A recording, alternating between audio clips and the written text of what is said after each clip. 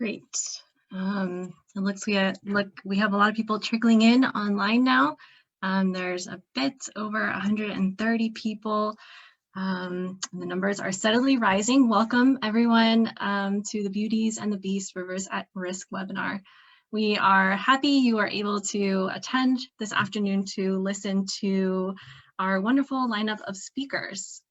Before we get started, I would just like to quickly introduce myself. My name is Roxanne Diaz, and I'm currently working with the Blue Heart team supporting their communications work for this campaign, and you will hear about the portion that I'm working on a little bit later on. But for the next 2 hours, I will be the moderator for this webinar, and I will have the opportunity to introduce you to some of the incredible people behind the Blue Heart campaign. So let's get started. If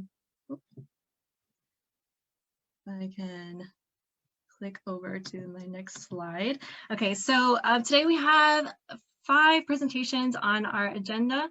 The first presentation will be about the Save the Blue Heart of Europe campaign. It will be an overview of the current situation, giving you some strategies and tools about the campaign. And this will be presented by Ulrich Eichelmann, Riverwatch, and Anntette Spangenberg at EuroNatur. And then their presentation will be followed by the campaign's fearsome legal team, Maja from Client Earth and Nina from Aarhus Center in Bosnia, who will talk about their experiences defending the Balkan Rivers in court. Then we will have a short 5-minute and 38-second break that will be followed by the Artist for Balkan Rivers presentation, where actually Ulrich will be stepping in for Sabina. Unfortunately, she is sick today, but he will be able to highlight some of the artists involved in the Blue Heart campaign and the importance of having local allies. Lastly, we will get to view the new Vjosa Forever film by Patagonia's Beth, Thoren, and also hear from Olsi from EcoAlbania, who will go a little bit more into depth of the Vjosa case and how we all can get involved to support it. So between each presentation, there will be about 5 minutes for questions and answers. So if throughout any of the presentations you have a question that you would like to ask, please feel free to go ahead and ask that question. There is a function in the bottom of your Zoom screen, the Q&A, and we'll try to get to it. If not, we'll have a little bit more time at the end of the webinar for all of your questions. And with that, I would like to turn it over to my colleagues, Anntette and Ulrich, to kick us off with their presentation about the Save the Blue Heart of Europe campaign. Anntette? Here I am, Roxanne. Thank you. First of all, I would like to introduce you to the Blue Heart of Europe and actually why we call it the Blue Heart of Europe.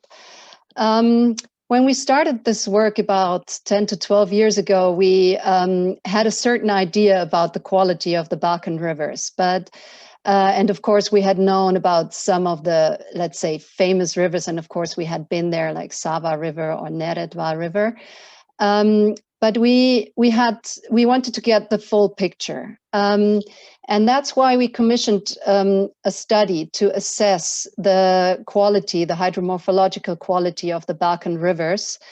And from on the Balkan Peninsula, from the very north down to the south, from Slovenia to Greece. And in total, we assessed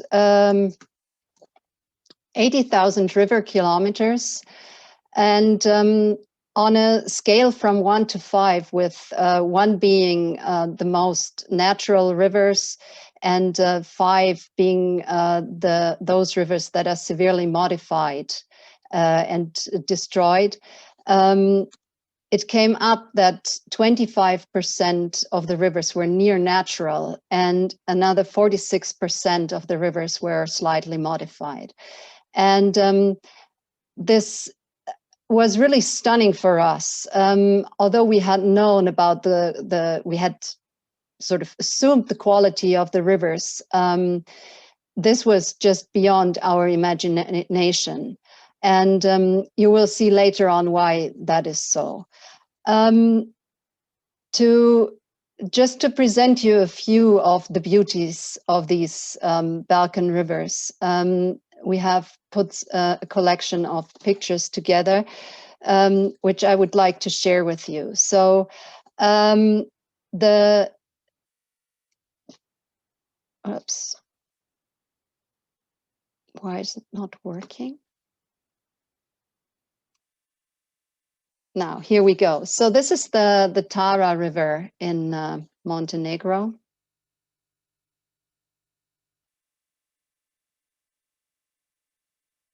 The Vjosa River in Albania, which we will hear about later on as well.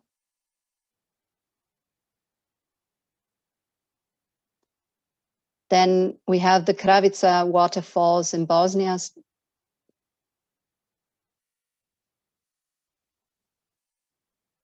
Another smaller waterfall in Serbia, Stara Planina Nature Reserve.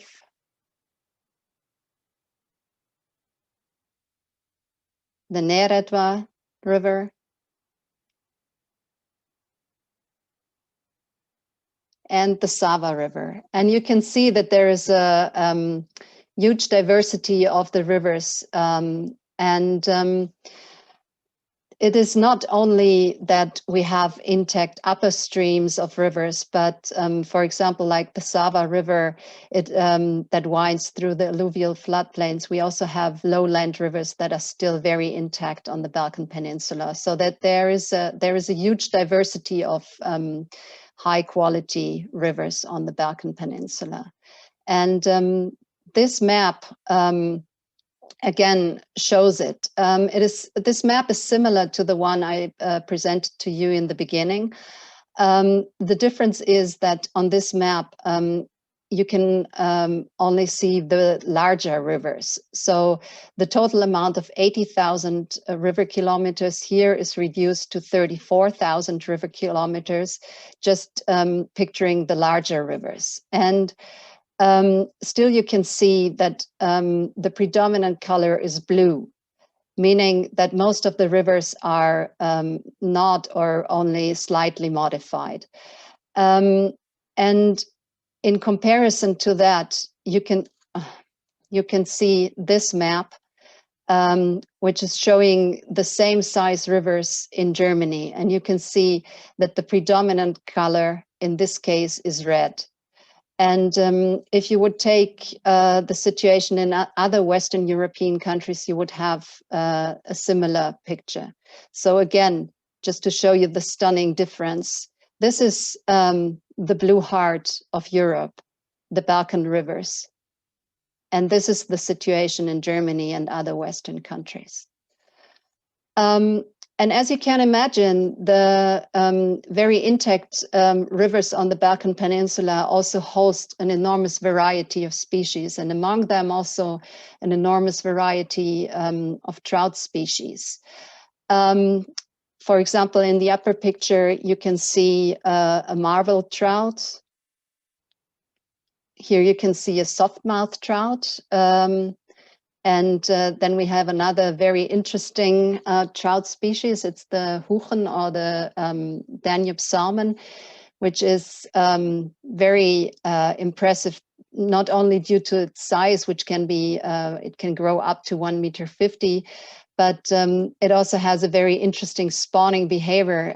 So the females, they dig nests in the gravel beds of the rivers, and then they lay their eggs there. And it used to be, or formerly it was very widespread in the rivers, but now today its distribution area is very limited, and most likely limited only to the Sava River and its tributaries.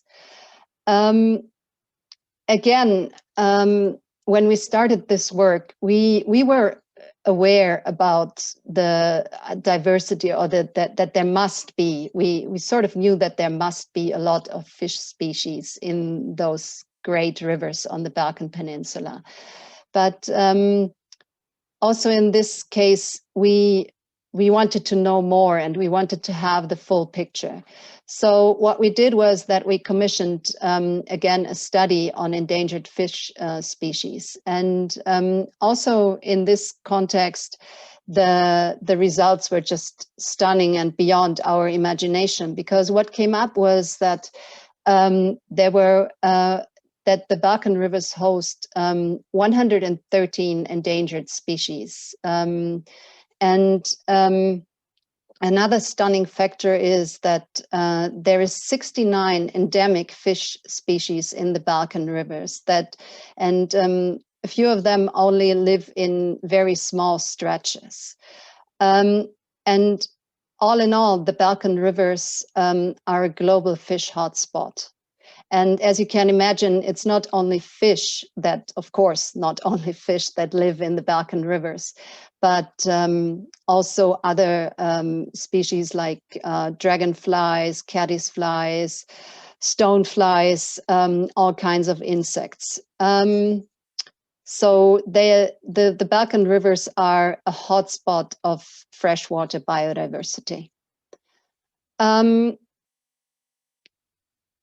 Another map indicating the areas where we are currently active.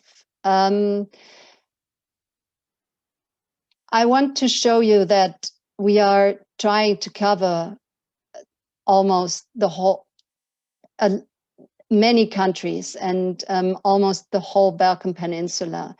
We are aware that there is a lot more to do, but currently these are the areas that we focus on. And of course, we don't do that just by ourselves, but we have a lot of partners and a strong partner network. And I will introduce you to the respective NGOs just now. So the first area in the north where we are active is along the Sava River. It's the first red dot in the north between Slovenia and Croatia. Currently, we are mainly focusing on legal actions there. The second country we work in is Bosnia and Herzegovina, and there we are working together with two organizations. One of them is the Center for Environment, which is located in Banja Luka, and then we also work with ACT, the Atelier for Communication and Transmission, located in Sarajevo.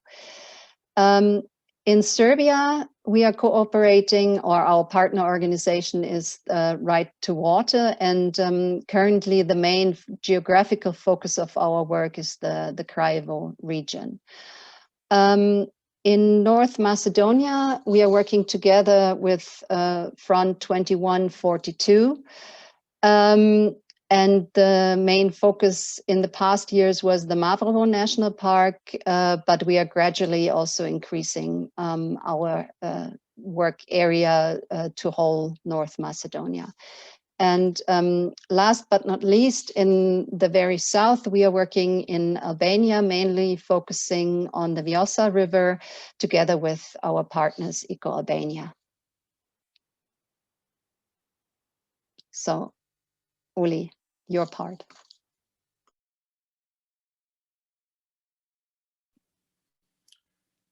Yeah, hi everyone. I'm happy to have you all here to explain you now. I'm the guy with the beasts. You know, Anntette told you about the beauties. I will tell you about the beast. We did an update on the dam situation in the Balkans. Wait.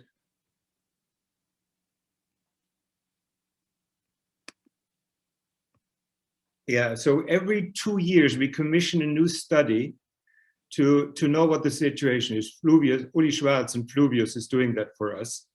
And this is the recent result.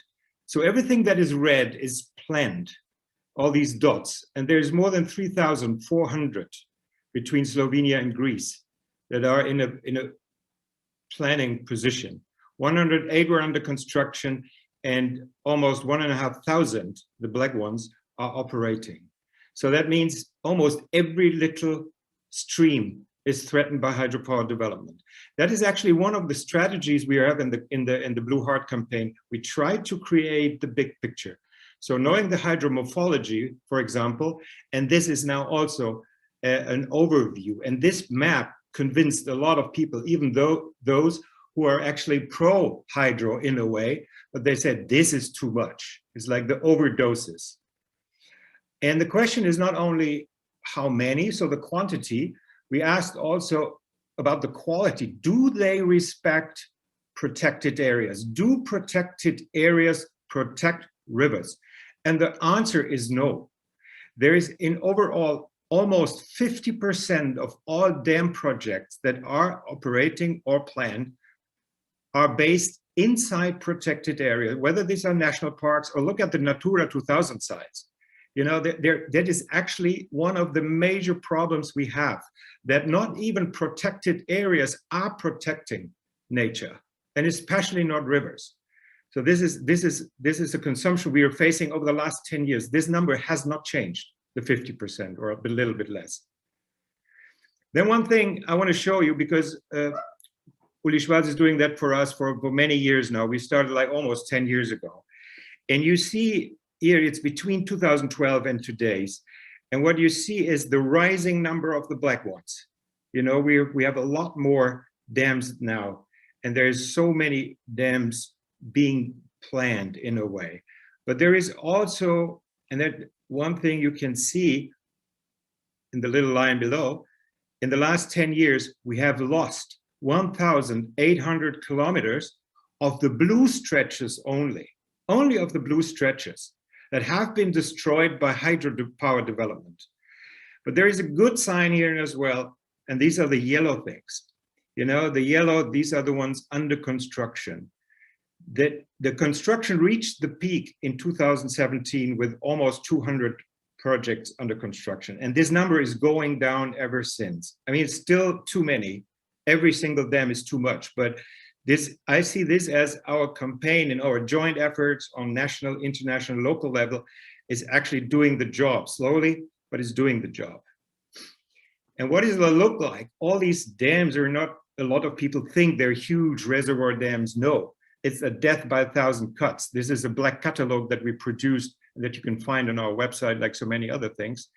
92% of all these projects are so-called small hydropower plants. This is the disease of the disease. That is the major cancer of the rivers in the Balkans that we are facing. This is the project that was, you know, this cartoon that shows us pretty much these little dams put the water into the pipes, leaving the riverbed mostly dry. And this is what it looks like. This is Kosovo, the Shar National Park. They put even the little streams into the pipes. That's completely in a national park. Or this is a bad photo, but shows exactly, this is Bosnia-Herzegovina, I think. That river will go into the pipes.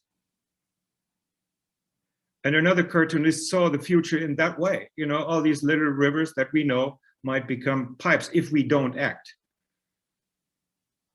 And this is what small hydropower plant construction usually looks like. It sounds so nice and so neat, but it isn't. It's devastating, not only to the riverbed itself, but to the landscape. And imagine all the infrastructure that you have to build in order to get there. This is a photo, Ugar River from Bosnia-Herzegovina. Austrian company Kelak did that, and they're proud of it because they said this is the best thing you can do. It's renewable energy. And this was a former spawning site of a trout.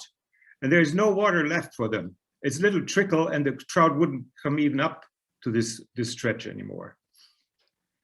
And Anntette told you about the valuable, the high diversity from the fish species, you know, the 113 fish species. Now I want you to look at the lower numbers. Stephen Weiss and other fish experts predicted if the dams are being built, about 49 fish species would go extinct or get close to extinction. That is about 10% of all European freshwater fish species. That's a huge amount. And when we're talking about, you know, biodiversity loss, that is happening. And they're selling the dams as green energy, but it's destroying nature to an extent that is unheard of, especially in the Balkans. And then why the hell they're doing this? This is another study that we commissioned. Bankwatch did that. It's about the subsidies. You can get rich when you build these dams. They found out in 2018, small hydropower plants received 70% of the subsidies in the Western Balkans, producing only 3.6% of the electricity that was generated. So it's very unbalanced. Rather than finding photovoltaic, solar, they're still focusing on hydro, which is ineffective on the energy side. And even this is another quick thing, the European Commission studied, the European Commission commissioned a study, and they came to the same results. In the end, small hydro is doing more harm than good. So why the hell would you subsidize that? That's another reason. It's corruption, and it's making criminals rich in a way. You know, it's the corruption stupid, and that's another major driver. And that major driver works only because of the subsidies. If you can't make money with it, nobody would build them. The strategies quickly that we're facing is to give you the overview, work on many levels, like international level, national level, local level. Of course, we have to do comms work, communication, and we're doing that on two levels. The one is let the world know about the Blue Heart. Most people don't know or didn't know and don't know that this still exists, that the Balkan rivers are so incredibly valuable and beautiful. That's one thing. And there is a communication towards inside. Make the Balkan people aware that what they have is extraordinary. When you grow up next to the river, you'll have no idea that the rest is different. The rest has changed. And it could be even their economic future if they keep that rivers alive. And one of the strategies, one of the major help was the Patagonia. Know that this is a photo from Bosnia-Herzegovina, the dam of the Idbar Dam in Bosnia. There we screened the Blue Heart film. It was the first presentation, the premiere, if you like. So we're trying everything to let the world know.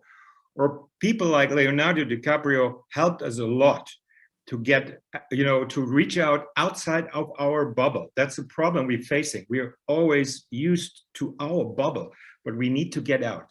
He did a lot of help in Vjosa, but also in Bosnia-Herzegovina. It was a lot. He was very helpful. The other strategy, what we hear about is we came to the conclusion, the lawyers, we need legal support. They're the best defenders of the rivers and against the hydropower projects. And right now we are funding about 8 legal experts in the campaign, and you will later hear more about it. Scientists, we need scientists. We need data, but we also need scientists who defend their results, who speak up, that they are not let them be misused. Raise your voice when you have a result. This is a photo from Bob Nyman in Tirana Cinema last year, 2019, when he presented some of the scientific data to a wider community. Olsi will tell you more about this. The scientists for the Vjosa are really active. There are a major lobby group against the dams and pro-national park. By the way, this press conference, what you saw, took place on this island. It was a very remote and extraordinary press conference. But in order to make sure, get heard, do something that has never been done before or hardly ever done before. The next thing is not about, as we all know, it's not about brain. Decisions are largely based on emotions. Whenever you love somebody or hate someone, it's emotions, no matter what the arguments say. And therefore, in April last year, we started a project called Artists for the Balkan Rivers. Sabina would present that. I say a few words later about it, because it's emotion. Here is a photo from a concert from the left to the right. It's Edazari, Vlasen, and Elina Duni on a stage in Tirana that is so helpful to communicate outside the bubble. And of course, there's no way without local people. These are the famous women of Kruščica who defended the little river for 500 days and nights. They blocked the road towards the construction site. This is unheard of, but it's not the only example. So people are rising more and more in the Balkans. What I see, this is in Albania, where they also want to build a dam in a national park. Or this was in Belgrade, where 5,000 people protested against damming Serbian rivers. Look at the amount. Or this was just last year during the pandemic, in the 1st of June in Neretvica in Bosnia. The people got really blocking the construction site, stopping the construction machines to build dams on the Neretvica. You know, they're, from my perspective, so far ahead, these people, of the rest of Europe, because they're still defending the rivers with their body physically. Well, this is the Vjosa case in front of Tirana. Or this was recently, almost recently, in Rakita in Serbia as well, where people destroyed an existing but illegally built hydropower plant called Zvonce. And one thing we need, then coming to the end, one thing we need to improve is the level of the European Commission. Most of the countries are accession countries, and we need to get better, because there is a chance, because of the Green Deal and the biodiversity strategy that they're announcing, and we must lobby that, saying, hey, don't speak, act. And here's the chance. Do everything you can to protect these rivers. And then I want to show also some more beautiful, not only the beast, a little bit of the beauty in the end is so magnificent. And most of us, a lot of us, have never ever seen as a healthy river system. And then the Balkan is one of the last options in Europe. This is Morača in Montenegro. This is Valbona in Albania. This Šušica, also tributary to the Vjosa River. And one last thing, I do think we need to be very precise, and we need to be strict. I'm so fed up with all the sustainable hydropower talks that even in our own community is still ongoing. We need to build sustainable hydropower. No, there's already too many hydropower plants in European rivers, and there's no way. We have to be clear in our message. We shouldn't divide the message and saying, okay, we build some sustainable ones. No, the limit is more than reached, and we should leave the blue heart of Europe alone. And if we do that, we can be successful. I'm convinced that is such a nice challenge to save the Balkan rivers from being destroyed. Thanks. Great. Thank you, Uli, and thank you, Aneta, for your presentation. Very interesting. Certainly an inspiring project to follow. And keeping in line with a little bit with the time, Tana, do you have some questions for Uli or Aneta? Yes, I do. Actually, several ones. Thank you for being so engaged also in the chat and introducing yourself. I have one big question related to data. So several people have been asking why there are in the data set for the Eco Master Plan, I think it is, not data from Greece, Bulgaria, and the Kosovo. And there was then specifically the question, why is Bulgaria not included in the Blue Heart campaign as it is part of the Balkans? I can answer all of those. So Kosovo, Bulgaria, and what was the other one? Kosovo, Bulgaria, and Greece. They're all in the study region. So they're all covered. So the data also is valid for these three countries. The reason why Bulgaria, and for now also Kosovo, we have no real partner organization there, and it's not a real focus point, is just the limit of our capacities. It's just the limit of the capacities. I mean, I think you all can understand, if you want to protect one single river, you have almost to dedicate your life. But to defend 80,000 kilometers of rivers is a bit weird. But I wouldn't say that we're in the end of the line, especially for Kosovo. I think we should have, looked through that. And in Bulgaria, there are really, really, really good NGOs protecting those rivers. Yeah, and if I may add something here, it's really we had to start somewhere, but as Uli said, it's not the end of the line. So we are aware that this is not all that we need to work on. Thank you. The next question is maybe a very short one. It was asked where the subsidies are coming from for hydropower. From you. It's coming from all of us. It's being paid by the electricity bill, whether you want it or not. So that the women of Kruščica, the people of Neretvica, they're paying for their own enemies. So that's by the law. You pay them by the bill, and that has to change. And we will see that later in the lawyers' talks that can be changed. Thank you, Uli. I would continue with a question talking about, it's actually very interesting. Have you considered working together with stakeholders to plan bigger, maybe more effective and optimized power plants to reduce the amount of small power plants? Maybe this would limit the overall negative effects and increase the efficiency. No, because I'm working on this professionally 30 years now. And my experience is whenever you give something, the hunger grows. It's like you would say, I want to lose weight, and therefore I eat big things. No, it doesn't work. It's not an either or. Either we build big ones or small ones. It's a neither nor. So we're against any single dam in the Balkans, and I'm personally for any single dam in Europe at all, because there's already 28,000. And they're currently even removing them, right? Yeah, in some parts they're removing them. How crazy is that you're removing in some parts for a lot of money, that's very costful, or restoring rivers, and while we are destroying them at the same time. That's business, I know, but it's stupid. Yes. Okay, I think we have to go to the next one. Yeah. I will try to answer some of the questions here writtenly. Maybe Uli, you can have a look too, and we will continue with you, Roxanne.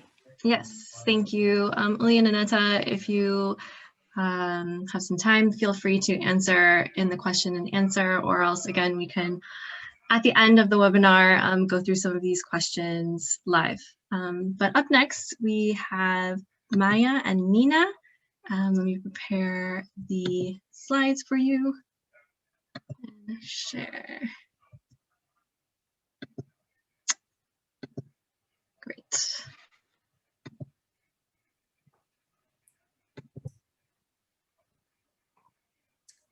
Okay, hi everyone.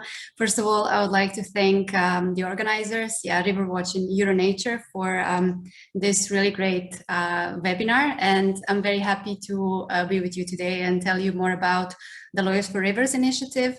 My name is Maja Pravuljac. I'm a lawyer at Client Earth, which is the international environmental organization. So Lawyers for Rivers initiative is basically designed within the Blue Heart of Europe campaign to connect national and international legal experts in optimizing legal compliance of hydropower projects with environmental laws, and in that way ensuring protection of river species and habitats. We do that by sharing legal expertise between legal experts and NGOs, well, between legal experts, but then also with NGOs, activists, local community, scientists, which are all very important in these kind of cases.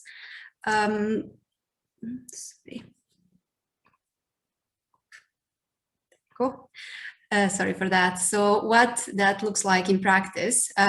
So we are having regular meetings between national and international legal experts, and that's usually twice a month. Usually we are now very focused on Albania, Bosnia, and Serbia, where we are having regular calls with the lawyers, but also, as I said, with NGOs that Anette already explained, or all of our great partners in the region.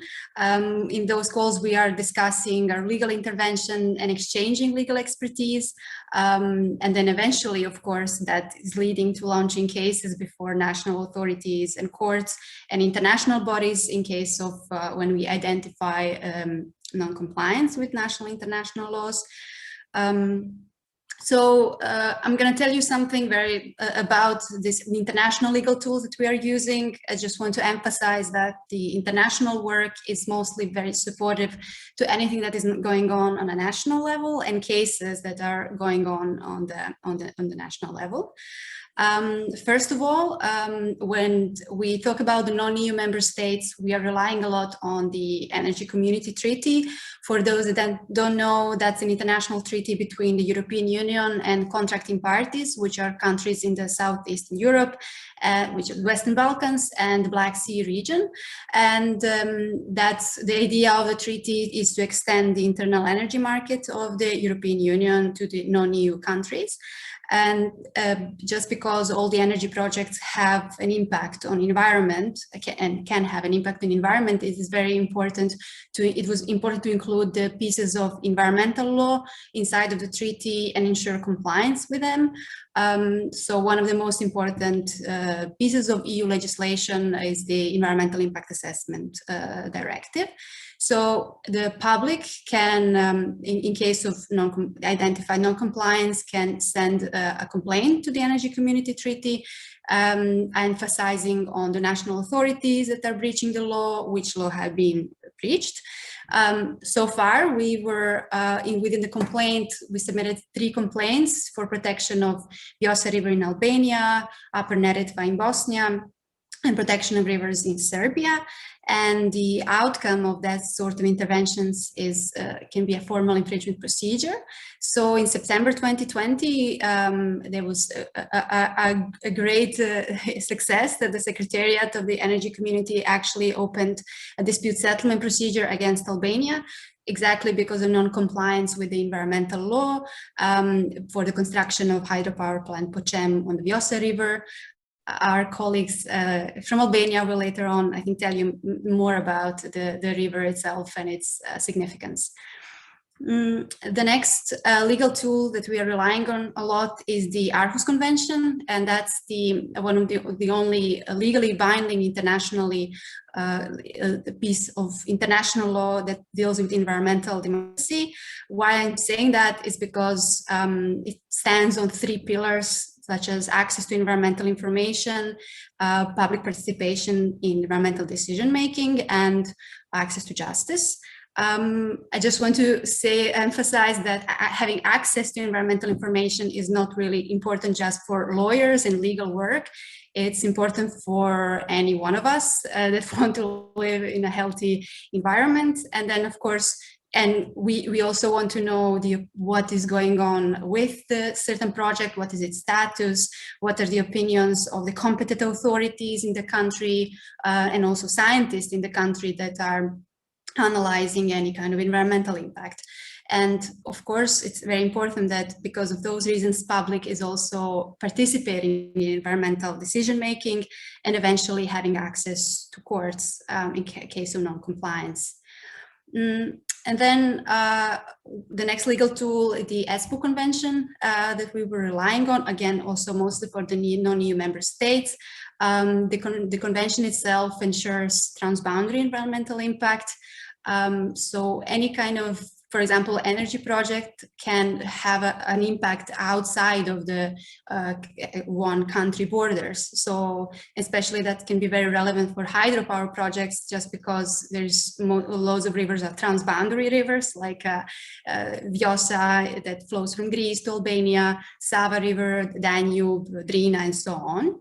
And it's very important to include citizens from both sides of the border in that kind of environmental assessment.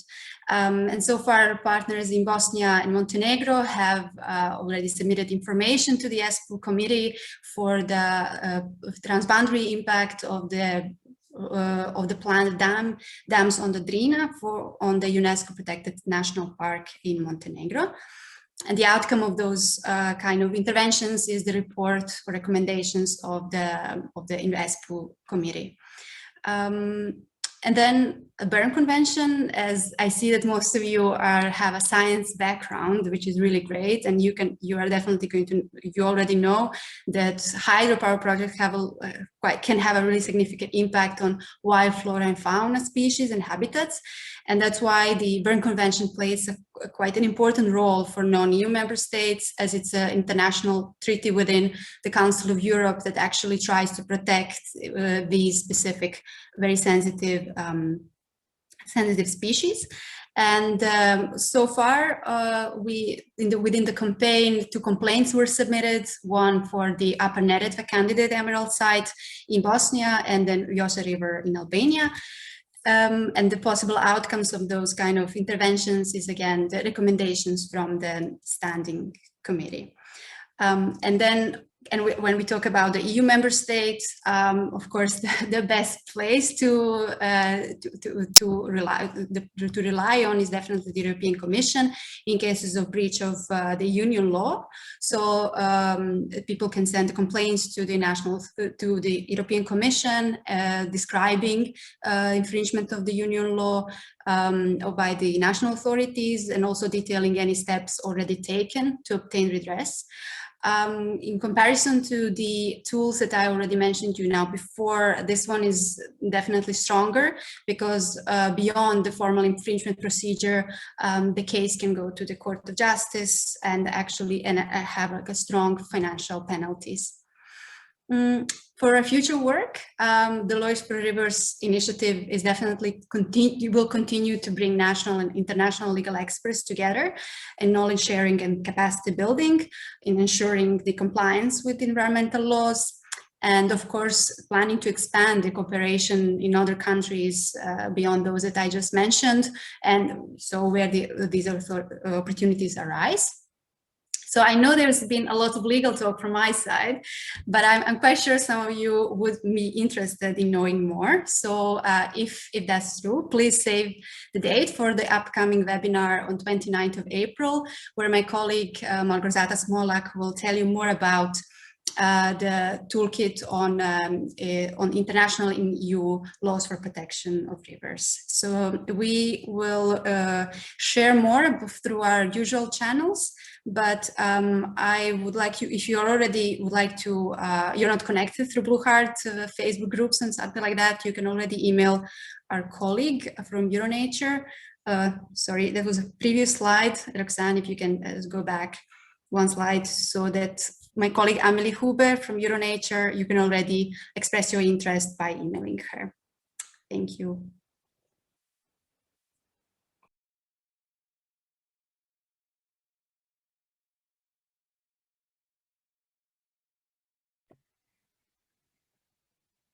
Nina, are you there?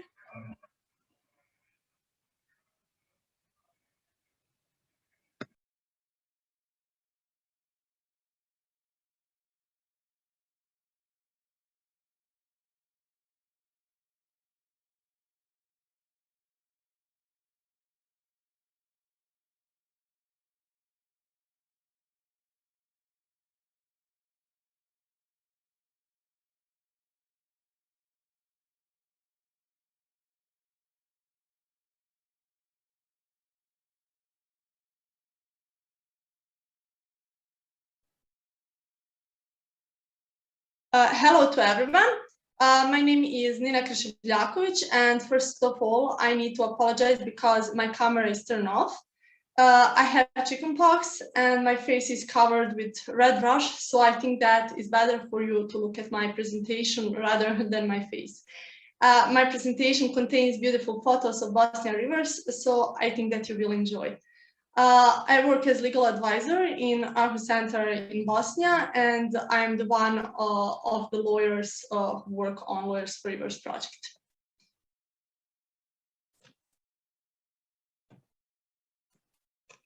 I cannot, sorry.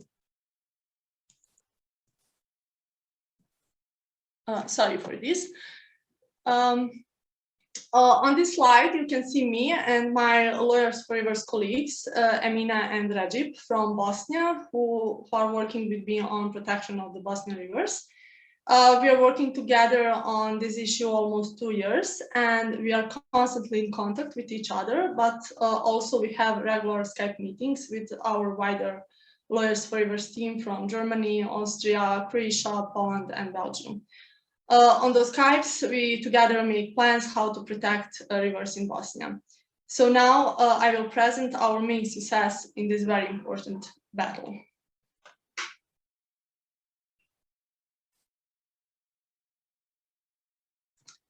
Bosnia and Herzegovina is famous for its pristine waters, fresh and unpolluted rivers.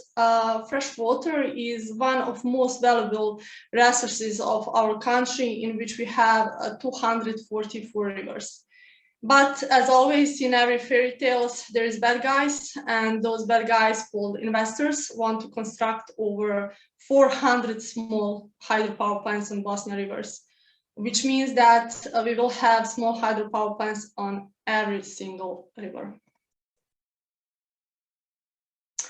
Lawyers for rivers are tasked to protect Bosnia rivers using necessary legal tools like advocacy, lobbying, and standard legal proceeding, like starting court procedure, inspection procedure, procedure in front of authorized ministries, etc.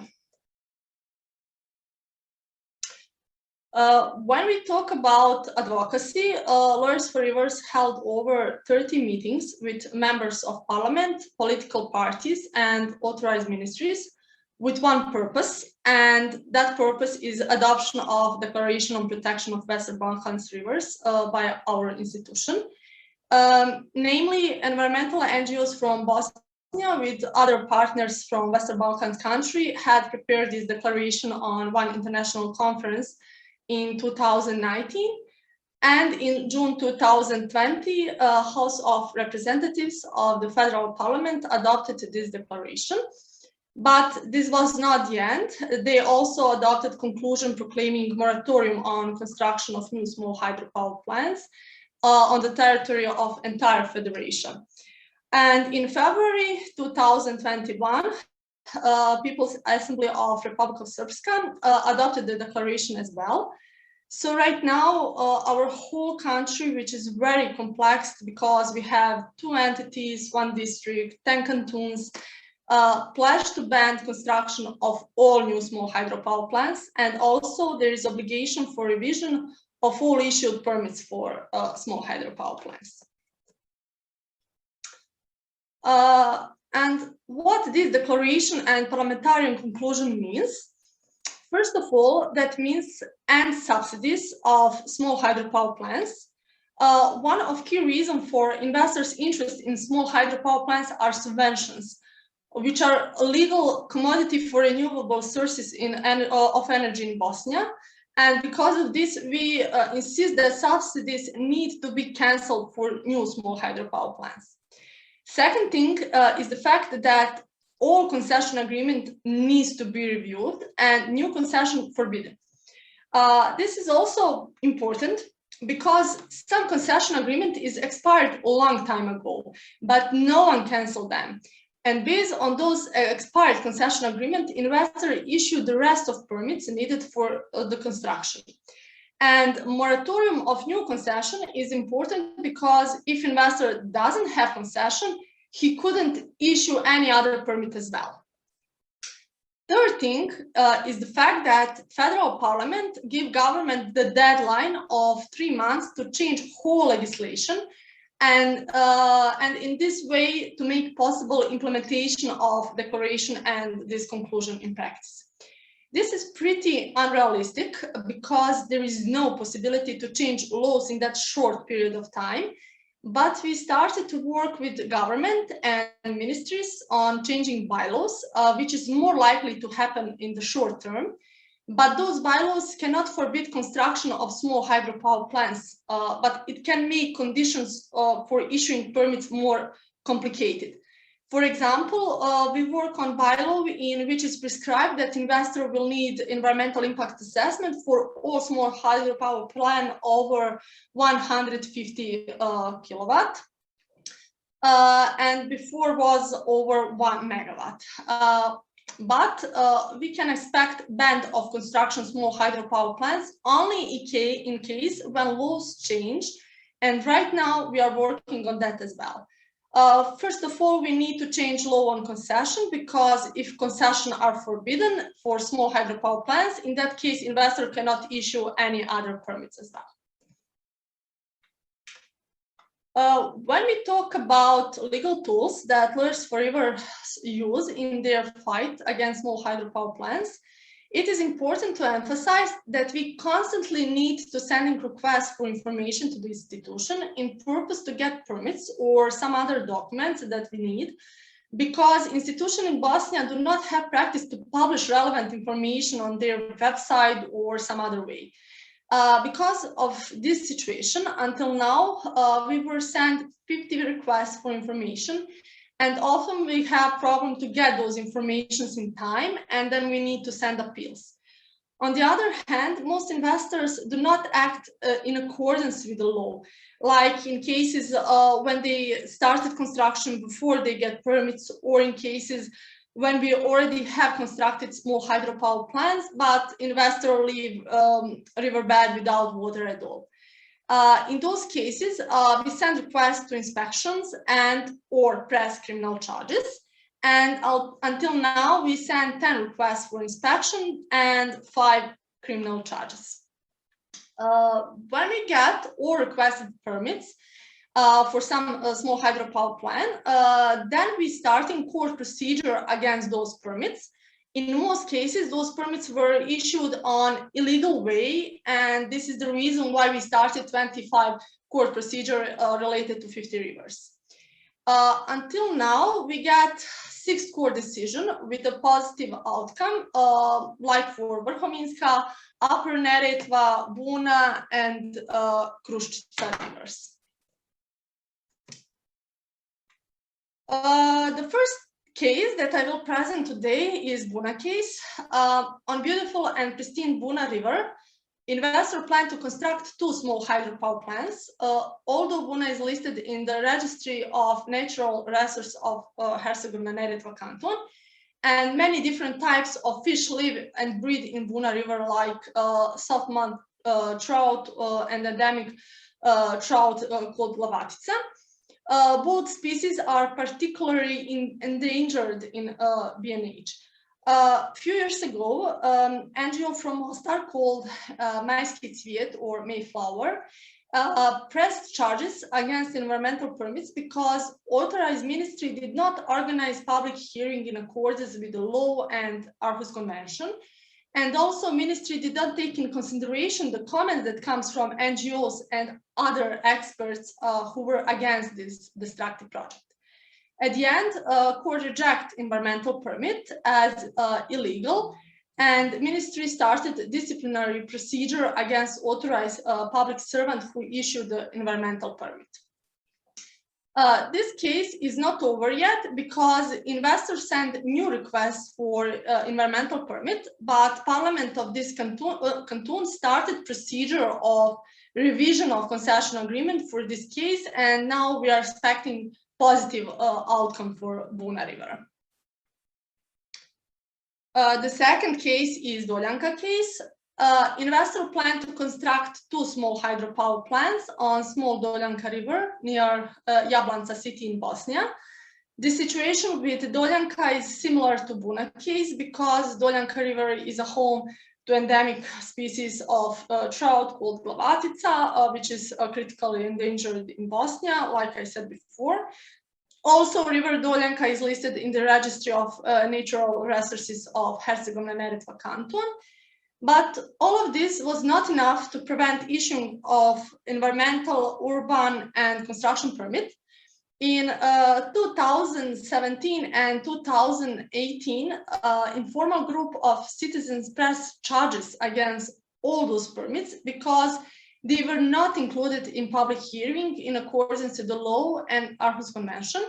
Court procedures are still ongoing, and in the meantime, unfortunately, investor construct 1 small hydropower plant. This case is classic example of ineffective court system in Bosnia. The third case is Upper Neretva case. Hydro energy system Upper Neretva is planning construction of a total of 7 small hydropower plants, but Upper Neretva area is proposed to be awarded as emerald site based on Berne Convention. In May 2020, Center for Environment from Banja Luka submitted the charges against screening decision issued by authorized ministry, which stipulated that there was no need to draft environmental impact assessment. Authorized court ruled that environmental impact assessment must be drafted, but currently 3 planned hydropower plants are provided with construction permits based on challenged and therefore void screening decision. The authorized ministry believes there is no legal grounds to formally declare construction permits void. This case represents the classic situation that we have in Bosnia with ministry who doesn't want to do anything to prevent construction, even in case when the court is demanded to change their permits. For some reason, I cannot go to the next slide. I'm sorry for that, but I have just one slide. Okay, here is. The main challenge that we have in Bosnia related to those cases is to speed up the court procedure and to prevent cases like Doljanka. In the future, lawyers for rivers should present the initiative to create special court department for environmental proceeding. Also, lawyers for rivers will persist on a request for full compliance to the Declaration of Protection of Rivers in Bosnia due to the fact that this will serve as tool to fully ban the construction of small hydropower plants in Bosnia. This is all something wrong with my slides. I don't know why. Okay, thank you very much for your attention. For all your questions regarding this presentation, my colleague Emina will answer. Thank you.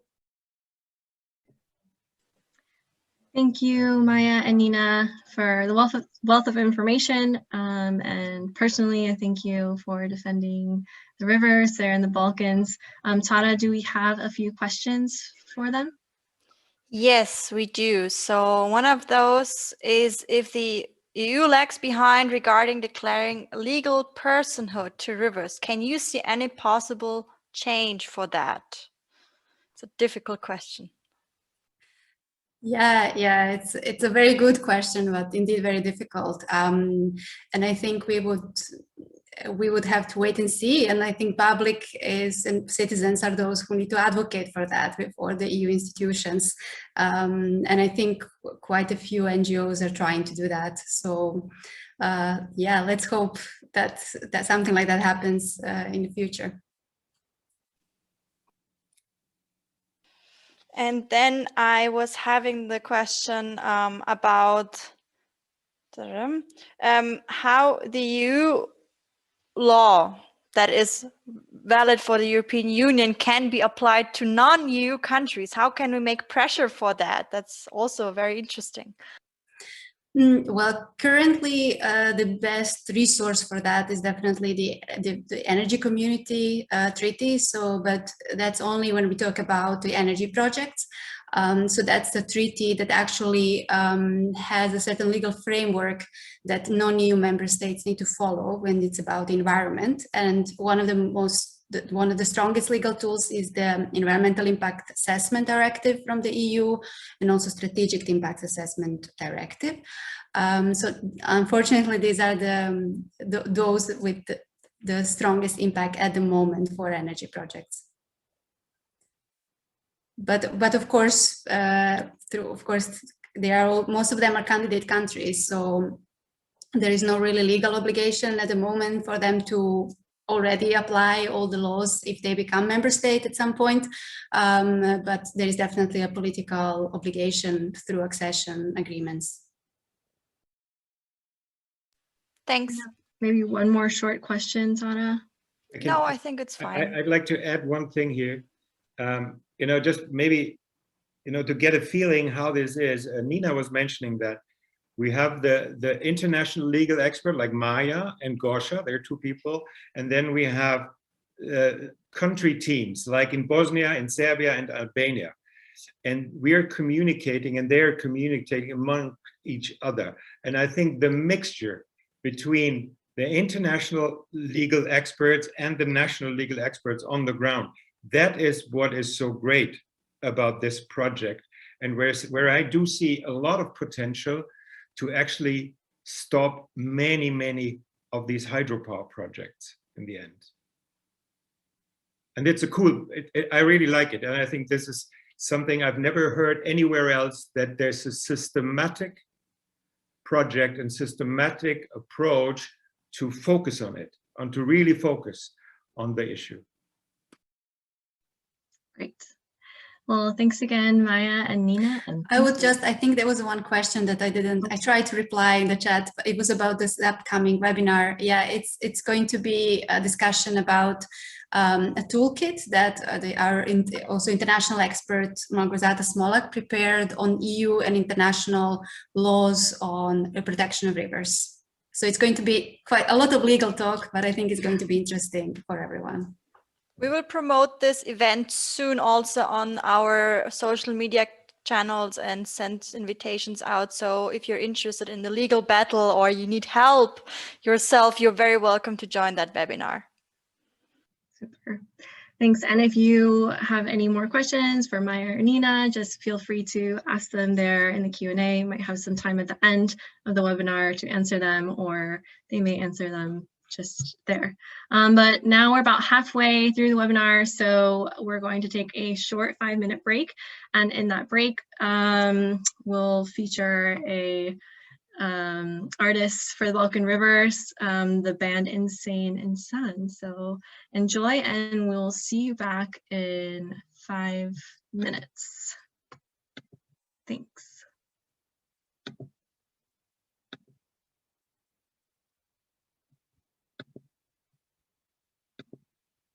Water can flow or it can crash. Be water, my friend.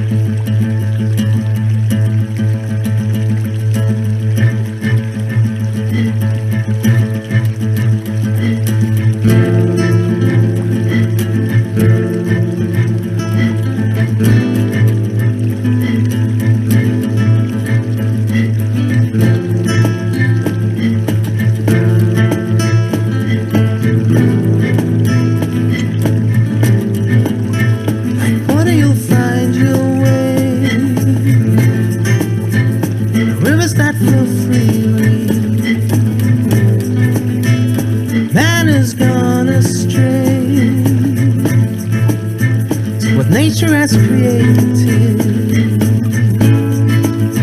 those rivers, creeks, and streams, cut off by concrete, built by the hands of man, for mere profit out of greed. Let them be.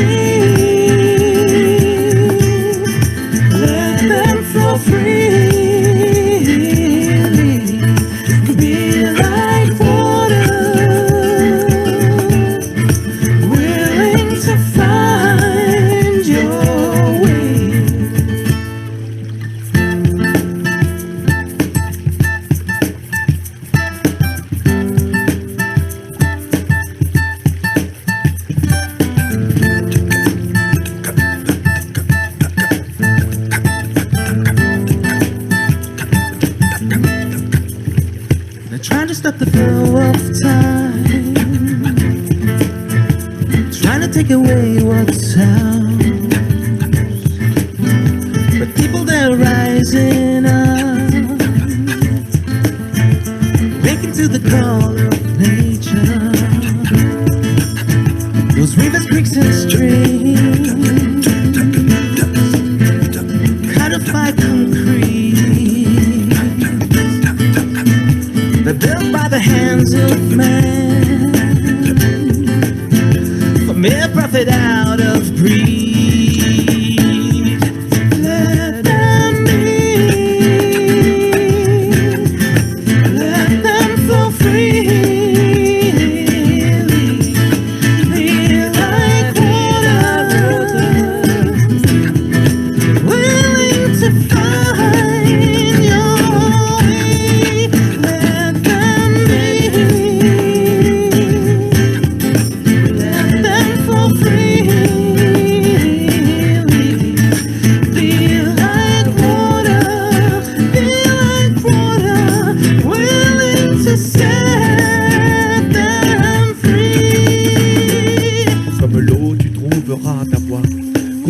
tu lèveras la voix.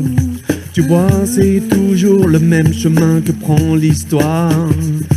Les destructeurs prennent le pouvoir parce que les gens bien les laissent faire. Ce n'est pas en s'apitoyant sur son sort qu'on s'en sort. Je vous propose d'écrire l'histoire, de prendre la plume, de prendre le taureau par les cornes et de virer vous-même les ordures qui brisent vos vies et la nature. Il est temps de descendre dans les rues pour sauver nos rivières. Comme l'eau, tu trouves toujours ta voix. Alors lève-toi, élève la voix. Lève-toi, élève la voix. Élève la voix. Lève la voix.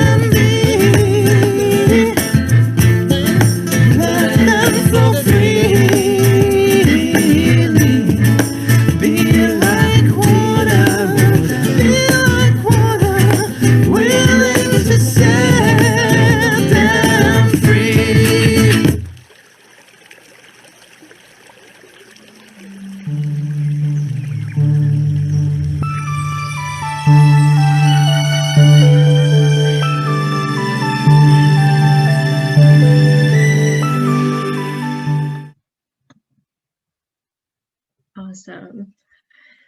Be like water in sand and sun. That was awesome. I don't know about you, but I was dancing at home. Welcome back, everyone. I hope you enjoyed that video as much as we did. Maybe Connie, you can put the link in the chat to where people could find more videos by artists for the Balkan Rivers. That would be great. And it's actually a great segue into our next presentation, which is Artists for the Balkan Rivers, and that will be again presented by Uli. So Uli, you now have the screen. But you have to. Yes. Yeah. Oh.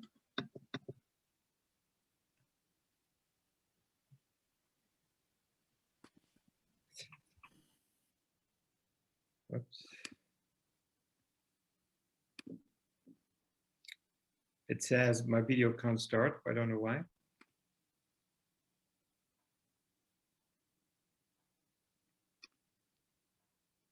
Roxanne, can you hear me? Yes, I can hear you. Maybe Connie, you can start his video for him. It says it's blocked because you're not the host of the video. It says. Let me check. Otherwise, I just talk. It doesn't matter. You're on now. It's fine. Okay. All right. Yeah. Sorry for being me again, but this was just Sabina Sabic. She's sick today, and therefore I jump in. Sabina is coordinating the Artists for the Balkan Rivers since last April. Can you imagine a harder time for artists? You know, she stepped in to collect artists for the Blue Heart, and right in the middle of the pandemic. And that is for artists in Europe the worst time ever, and for artists in the Balkans especially, it's especially severe. You know, the one thing is that also NGOs often do is produce studies. You know, there's so many studies, and when we're not successful, we tend to do more studies, and then more studies, and we think, hey, we need more arguments, and there's another argument we need to have an answer to. 80% of the decision, that's what communication experts tell, is based on emotions. When you listen to that song and looking to the video before, you're saying, hey, I want to be there. I want to keep that. I don't want to have that river drained and with a dry riverbed. So this is emotions, no?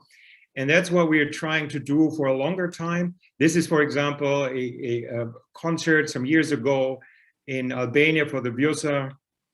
And we did concert also on in Sarajevo 2 years ago with famous people in the Balkan River, in the Balkan communities. There's Rambo and some others. And so Sabina collected a lot of artists, around 70, so musicians, actors, painters, throughout the last month, although it was a difficult period. And we were thinking also, what can you do to help us? Because it was for us difficult to travel. It was impossible to do concerts in the COVID period. But what they did is they produced videos, they gave us photos, and one of the videos you saw, here's another from Diviana. They went to the mouth of the Buna River, where Nina showed you. That's the Buna River runs into Neretva here. And they produced a video. And this video with the song, they're performing a song and they record the song to help us to communicate our message. That's what we need. Or Kana, or what is exactly the pronunciation? They did videos, you know, they speak to the audience and communicate that also through their channels to reach out, as I said earlier, into different bubbles again. You know, not only in the brain bubble, but in the heart bubble. And then the heart bubble, there are much more people than in the brain one.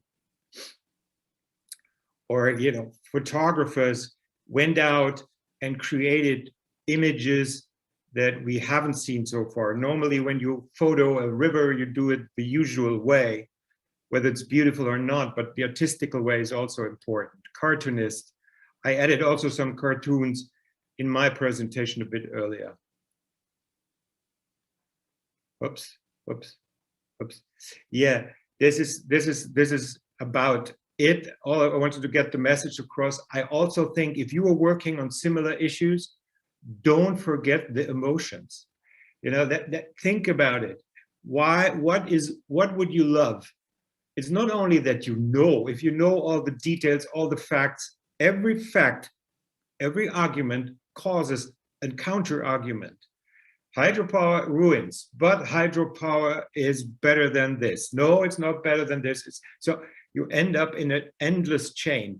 But when you create emotions, it's hard to overcome. It's impossible to overcome. And so think about this. This is the message. And we will continue. We will have concerts for the Blue Heart again throughout the region. We will produce videos with the artists, even next to construction sites, to build a counterpart to that. So this is basically it, what I wanted to say. Thank you. Great, thanks Uli for the presentation. It's always encouraging to see that artists are using their creative talents to support the protection of rivers. And like you mentioned, it just hits a little bit differently and more emotional side. So yeah, it's certainly inspirational. Tada, do we have a couple of questions from the audience? Not for this specific topic. There are still open questions though. I don't know how much time we have to maybe just ask a few of the general questions, or should we keep that for later and just make that part Let's longer? keep that for later. Then I'll keep them for later. Then we can continue with the next chapter. Oh, okay. Well, up next, we have Beth, actually, from Patagonia. And today she will be talking about a little bit more Patagonia's involvement in the Blue Heart campaign, and also featuring the new film, Vjosa Forever. Take it away, Beth. Great, thank you very much. I wanted to let you know that the first time I got involved in the Blue Heart was in a pub, and I was in a pub with Uli in Warsaw about 4 years ago, and he was talking about the dam tsunami, and he was talking about his dream of the longest wild river in Europe. And I don't know whether it was the beer or whether it was the passion, but at that point I thought, I'm in. I want to be part of this. And so it was really early days, and I was busy finding money for the lawyers, the international lawyers, and Patagonia was busy gearing up a campaign. They were supporting the activists in each of the Balkan countries. They were running training sessions for them, and then they were pulling together all of the stories and fantastic stories that needed to be told. And they turned that into a film, which they launched and raised awareness all across Europe. And I wasn't part of Patagonia at the time. Why does Patagonia do that? Well, I guess it's, you know, we have quite a unique mission. Our mission is we're in business to save our home planet. And I don't know what is more worth saving than the most pristine river in Europe. And I think that's how all of the staff feel about it.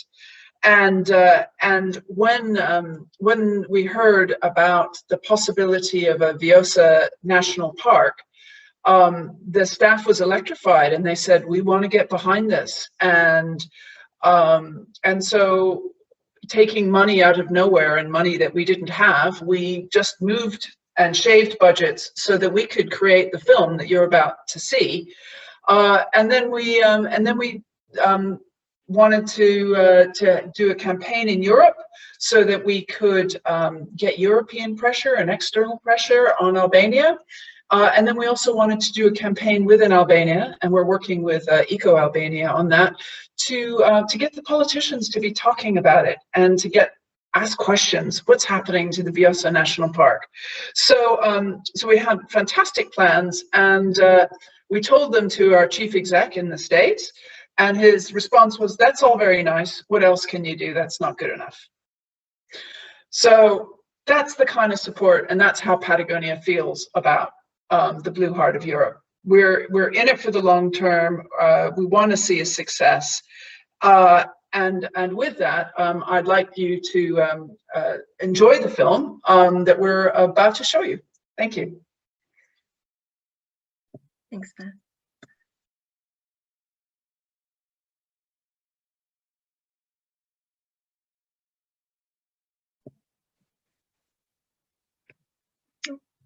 Matthias? Yeah, give me one moment. Sure.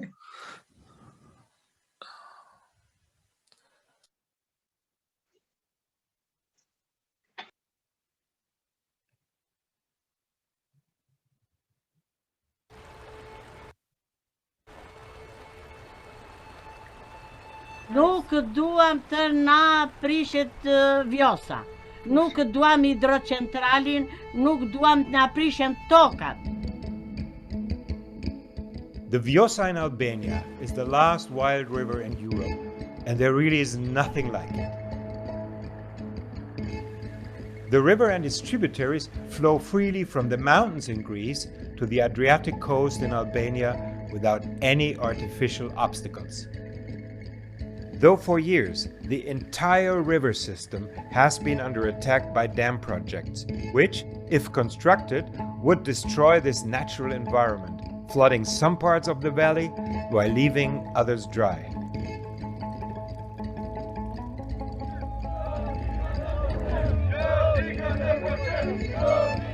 But local activists and groups from around the world have stood up and have continued to fight against the dam projects.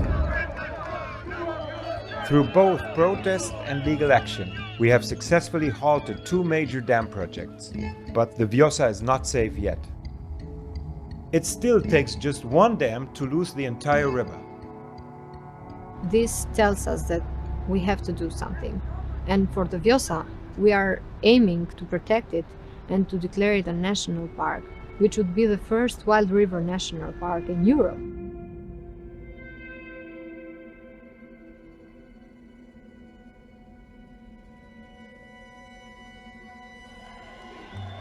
Qeveria është duke punuar për t'i dhënë formë një projekti madh kombëtar që është transformimi I gjithë luginës Vjosës në një park kombëtar.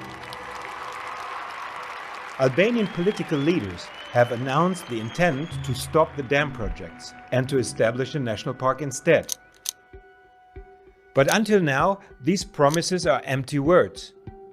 Some politicians still want to keep the door open for the dam projects after the election, which puts the Vjosa in real danger. And that is why we must speak up for the Vjosa National Park now. And what is exceptional here is that you have this unspoiled wilderness area. You have that whole range of ecosystems, multiple different habitat types. All the way from the source to the sea. This is clearly a unique and exceptional area in Europe and should be recognized as such. It's an enormous mosaic of different and small habitats. There are people that have been living in the Vjosa Valley for thousands of years. It's an emotional relation between people. People have named their baby girls by Vjosa. They sing about the river. Wherever the river wants to go, it goes. There is nothing comparable in Europe like this.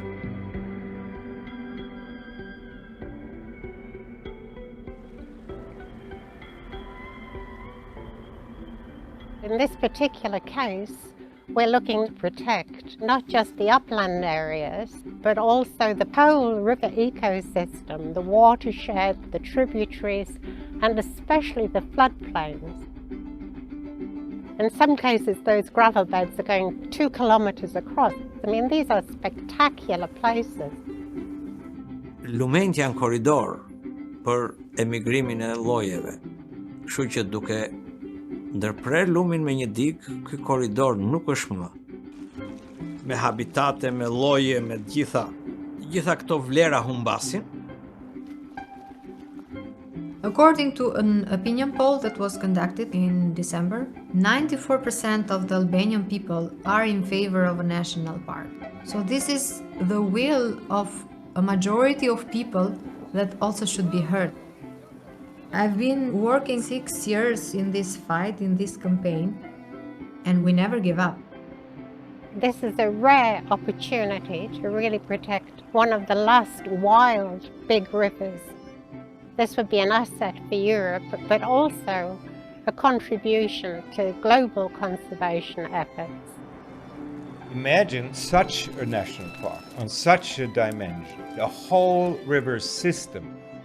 We must use the coming election to make substantial steps towards Europe's first wild river national park. Kështu që kjo është ajo që ne kërkojmë me forcë, të paktën nga gjithë kjo që ne po e shfrytëzojmë natyrën, pra të kursejmë një lum. And this is your opportunity to enter in history, that you have protected this wild river, you have protected this last pristine river, and you have turned it into the queen of Europe.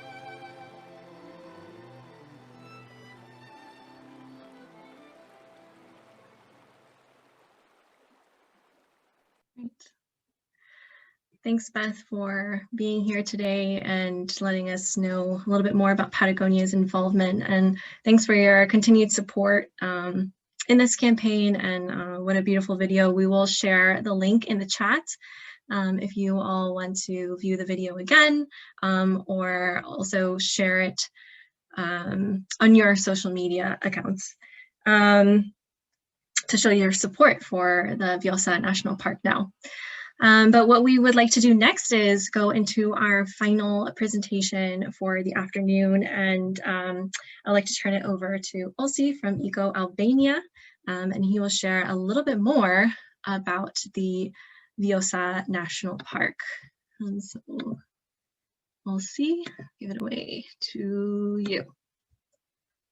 And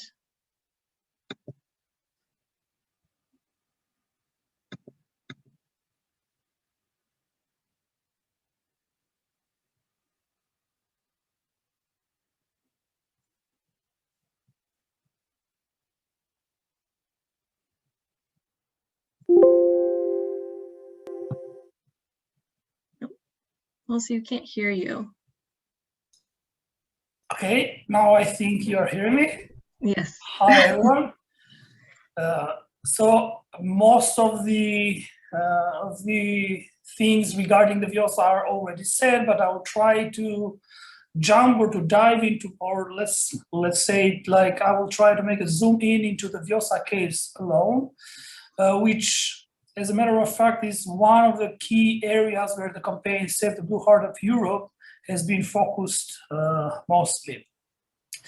So just for the ones they don't have a clue where Vjosa is located, is a little red dot here in the Western Balkans. Anntette has already introduced you with the hydromorphology of the Balkan Rivers network. And the Vjosa, as you can realize, is the majority of the watershed is identified as a blue color, which means that it's on the very healthy hydromorphological condition of a river. But these are just the maps, and these are the pictures, actually, how the Vjosa looks like. I'll try to make you a little journey on the Vjosa River and its watershed. Here we are in the upper part, which is a nice combination of a high mountainous area, also with a plateau on the Vjosa valley. And there are almost all the variety of different habitats. Here it's in the middle section. It's actually one of the sections that is currently under the big threat of building a hydropower. So you can, as you may imagine, there is a mosaic of different habitats in here, and the wideness of the riverbed goes up to even up to 2 or even more kilometers wide. And here is the delta of the river, so which means that practically the river meets freely the sea. And this was the journey on a free-flowing river. But what makes the Vjosa important are also the tributaries, like this one here, which is the Šušica, or the narrow part with magnificent canyons, which is one good example of the Bonča tributary. So with all this journey, I wanted to emphasize the importance of the river being the not only hydromorphologically intact, but also providing the variety of different habitats on different parts. And practically this means that here we have to deal with a functional, natural riverine ecosystem, which for sure then can be the home or can be host wide variety also on species and also on habitats.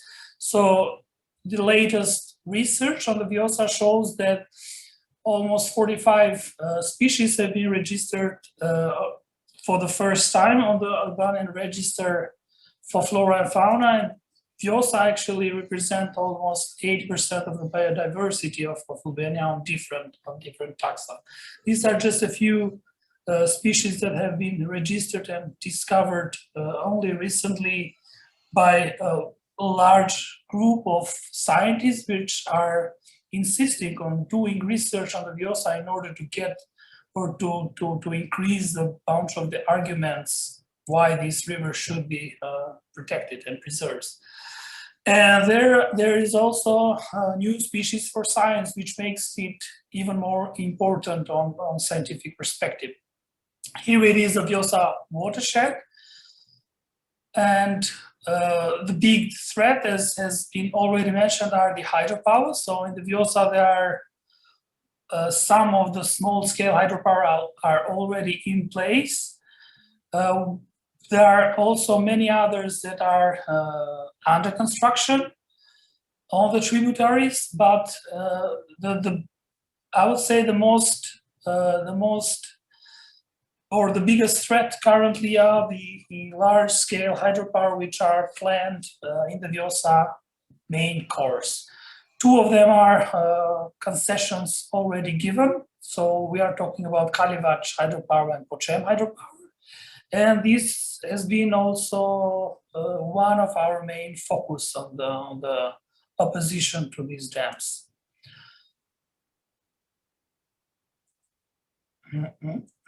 So we are talking about 9 dams on the Vjosa main course, which the figures are not really correct because the plans are to be built 9 dams, but as I mentioned previously, the concessions are only 2 which are given, and there are 31 plans on the tributaries.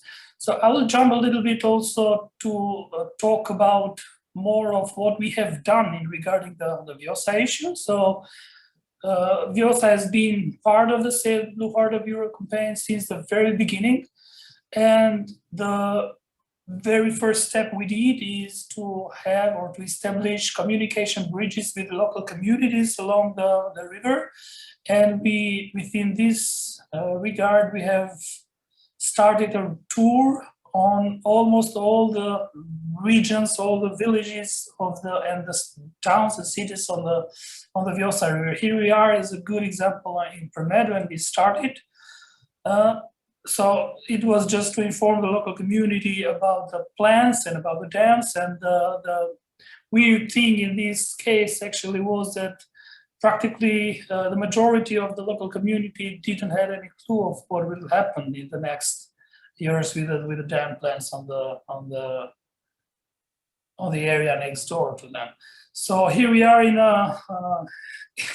I would say in our very first press conference where we announced the idea of the national park. In that time, actually, there were very few scientific arguments to back up our position for proclaiming the Vjosa as a national park, but the years or the studies that came later on actually proves that the Vjosa is of significantly scientific importance. What else we have done? We have supported the organization of the protest. As soon as the local communities were aware of the plans for the hydropower, and they were aware of the threats that this hydropower could cause to their basis of living, practically, because for some inhabitants or local inhabitants of the Vjosa, the hydropower would mean a total resettle because they will all the arable land, which is the way of or the basis of their living, would be drowned into the reservoirs. And for some others, I'm talking here about the small-scale hydropower. The hydropower itself would mean no water for making the basis of their living. We have tried also to unify the protests, not only for the Vjosa, but also all over the country. And here we are in front, actually, of the Prime Minister's office in Albania. So it has been a huge protest action against hydropower in general into the Balkan Rivers, and it was the final of a colorful activity, I would say, an impressive activity that was the Balkan Rivers tour, which has been conducted several years ago. A part of the protests, we've done a lot also of lobbying work, starting from the low level even in the municipal level on the Vjosa Valley, up to the national and international level. For instance, here we are in a special session about the Balkan Rivers in the European Parliament. And lobbying has been always a good tool and effective, I would say, tool that we have used regarding the Vjosa in order to make not only the beauty of the river known, but also the threats and problematic issues. So my colleagues have already mentioned the involvement of the emotions into the Vjosa case. And here we are in a big concert that we have organized in Tirana. So there have been a lot of people gathered around art, I would say, but the main message behind the singer is Mos Maprek Vjosa, which it means don't touch the Vjosa.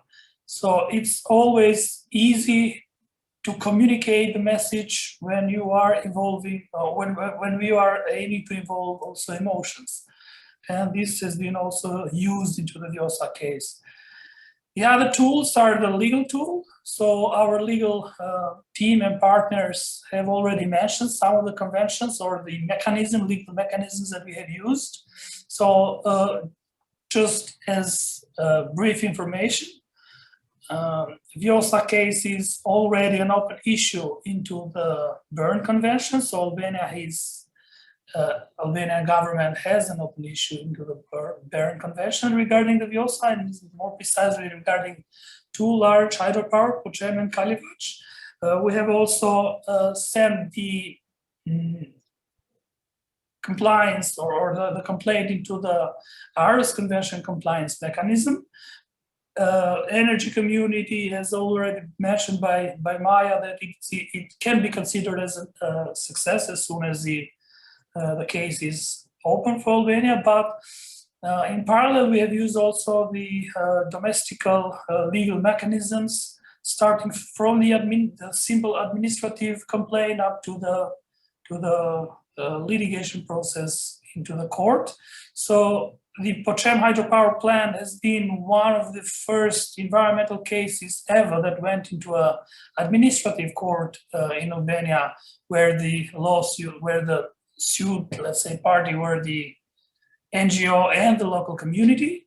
And it has been another big success for us because the court proves us right and actually canceled the concessionary contract. Of course, this is a process that is still ongoing on the appeal administrative court, but it can be considered as a big success, not only because of that decision, but also because this has opened a big window also for other lawsuits to follow into the Albanian courts regarding hydropower. So another important pillar is the involvement of the science, not only making them to bring arguments and to publish papers and to publish data, but we have been able to make the science to speak out loud regarding the protection of these natural heritage. So here we are in the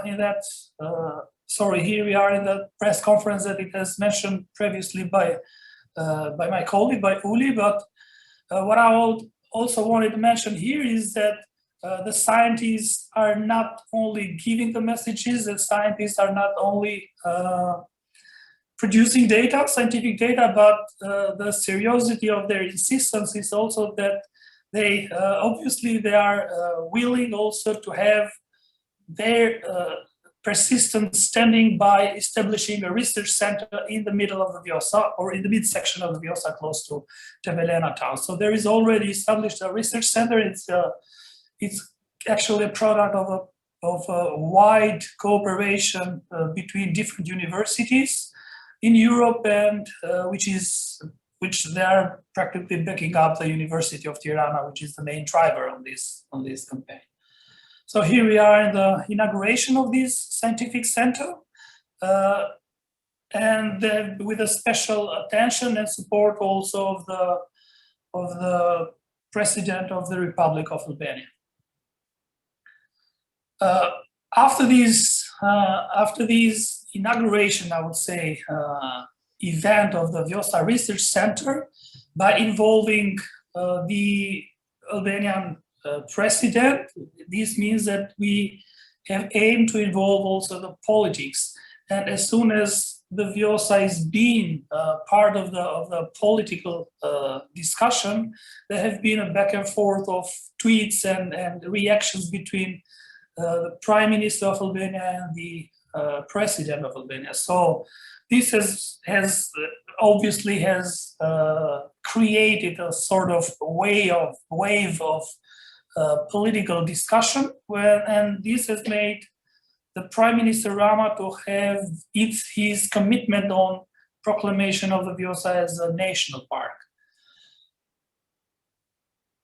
However, this is how the politics works, unfortunately, in the Balkan countries, I would say, but more precisely in Albania in this case, that there are two levels of how the politics are being made. So the one is the surface, the one that everybody is able to see, while behind the curtains, we've been able to secure information that actually, no matter that the commitment of the Prime Minister was that the Vjosa will or is going to be protected as a national park, the decision, or here is a part of a draft decision of the government that proclaims the Vjosa as a protected area. So practically, it's not a protected area under the category of a national park, but it's under the category of landscape protected. And if you can read the sentence which is marked in yellow, it is also mentioned the reservoir.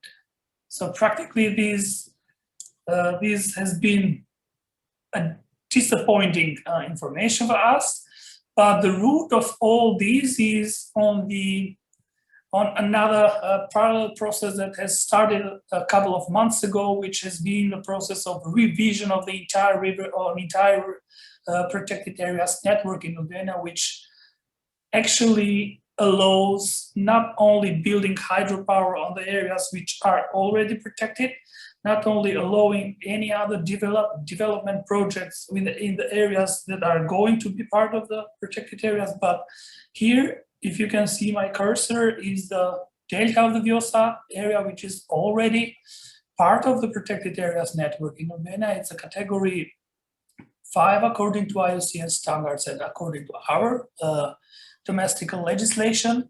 But there are new development that the government of Albania actually is aiming to build a huge international airport and actually an urbanization of a total infrastructure by building roads and also touristic resorts in the core area of this protected area.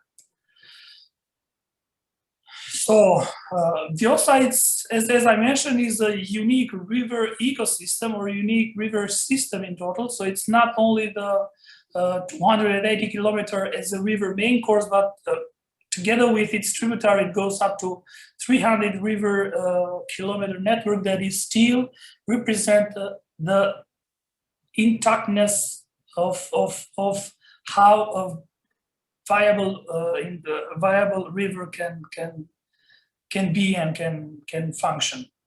So in the video you have also seen this information. In the last December, we have conducted or commissioned actually to conduct a public opinion poll and to ask the Albanian people their opinion regarding the national park and regarding the hydropower. And the majority of the Albanians have been asked, they were answering that they are supporting, or 90% of them are supporting the proclamation of the Vjosa Valley as a national park. We have, no matter if the government has not followed their will or they wish, we have tried to concretize and to materialize this. So we have prepared a concept and we have delivered to the national or to the responsible authority, which is the Ministry for Tourism and Environment, to proclaim, with the main request to proclaim the Vjosa as a national park. So there is a real simple concept, but fulfilling all the legal requirements for the proclamation of a new protected area. And we have been very careful to emphasize that the national park category is actually the most appropriate measure to secure the conservation of the natural processes and of the whole natural integrity of the Vjosa River. Other than that, so proclaiming it another or a different category doesn't fulfill the goal of preserving this nature heritage of European importance. And of course, our main goal after that, or our outlook to the future, is to have a transboundary national park shared between Albania and Greece. You have to know that the majority of the watershed of the Vjosa in the territory of Greece is actually a protected area. So it's part of this is Natura 2000 and the other is a national park. So next April, on 25th, there are general elections coming for Albania, and these, for us, is, I would say, is a crucial moment, and also for the Vjosa especially, it's a crucial moment, because that will be a decisive period for the entire campaign, I would say. So we are trying to use as much as possible and as wisely as possible the election campaign. So we are trying to push and to lobby for this to the candidates of the different political parties, but still we are also more or less sure that the decision for the proclamation of the Vjosa as a protected area will be made before elections. So our main target is again our current Prime Minister. So we have already announced this Vjosa National Park now little campaign into our Facebook pages. So it's the video that you have already seen, and I would kindly invite all of you to share it on your social media, and this is how you can show your support to the cause. But there are also different aspects that you can be involved or engaged with. If you do have a Facebook profile, there is this frame that you can put it on your Facebook picture profile. So it's again the same message or the same hashtag Vjosa National Park. And be sure that you can also tag your politician to support the idea of establishing the Vjosa National Park now. Another activity that we are planning to do on the World Water Day, which is on 22nd of March, is we are going to have a protest, I would say a protest activity with putting a slogan on different cities in Europe. So there will be in Tirana Main Square, in Paris, in Berlin, and in Brussels. But the main aim will be giving these message, the message will be again the same, Vjosa National Park now, but the main target would be the Brussels decision makers of the EU.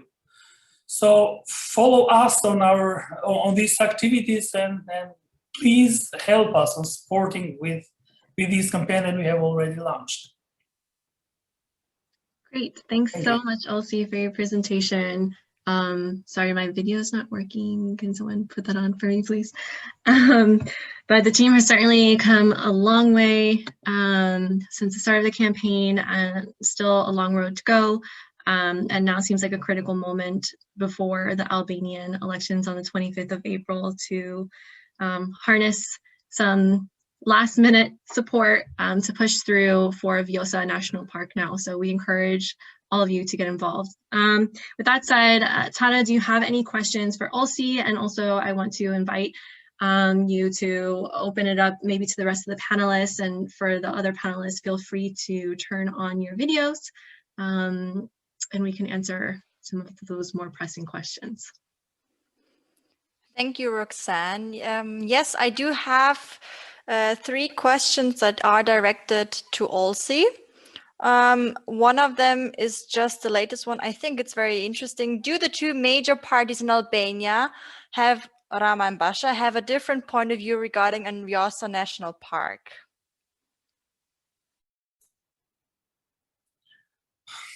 That's actually a good question, but we still don't know what is their view regarding the Vjosa National Park. What we have, or what we've got so far, is the commitment of the Rama on the position of the Prime Minister, that he has already announced that the Vjosa will be a national park, while Basha has not given any public declaration regarding this. But the philosophy of Democratic Party, if they will come to power, is supporting the hydropower development. This has been announced lately on their energy political program. But for the Vjosa, precisely, Basha has not spoken yet. Thank you.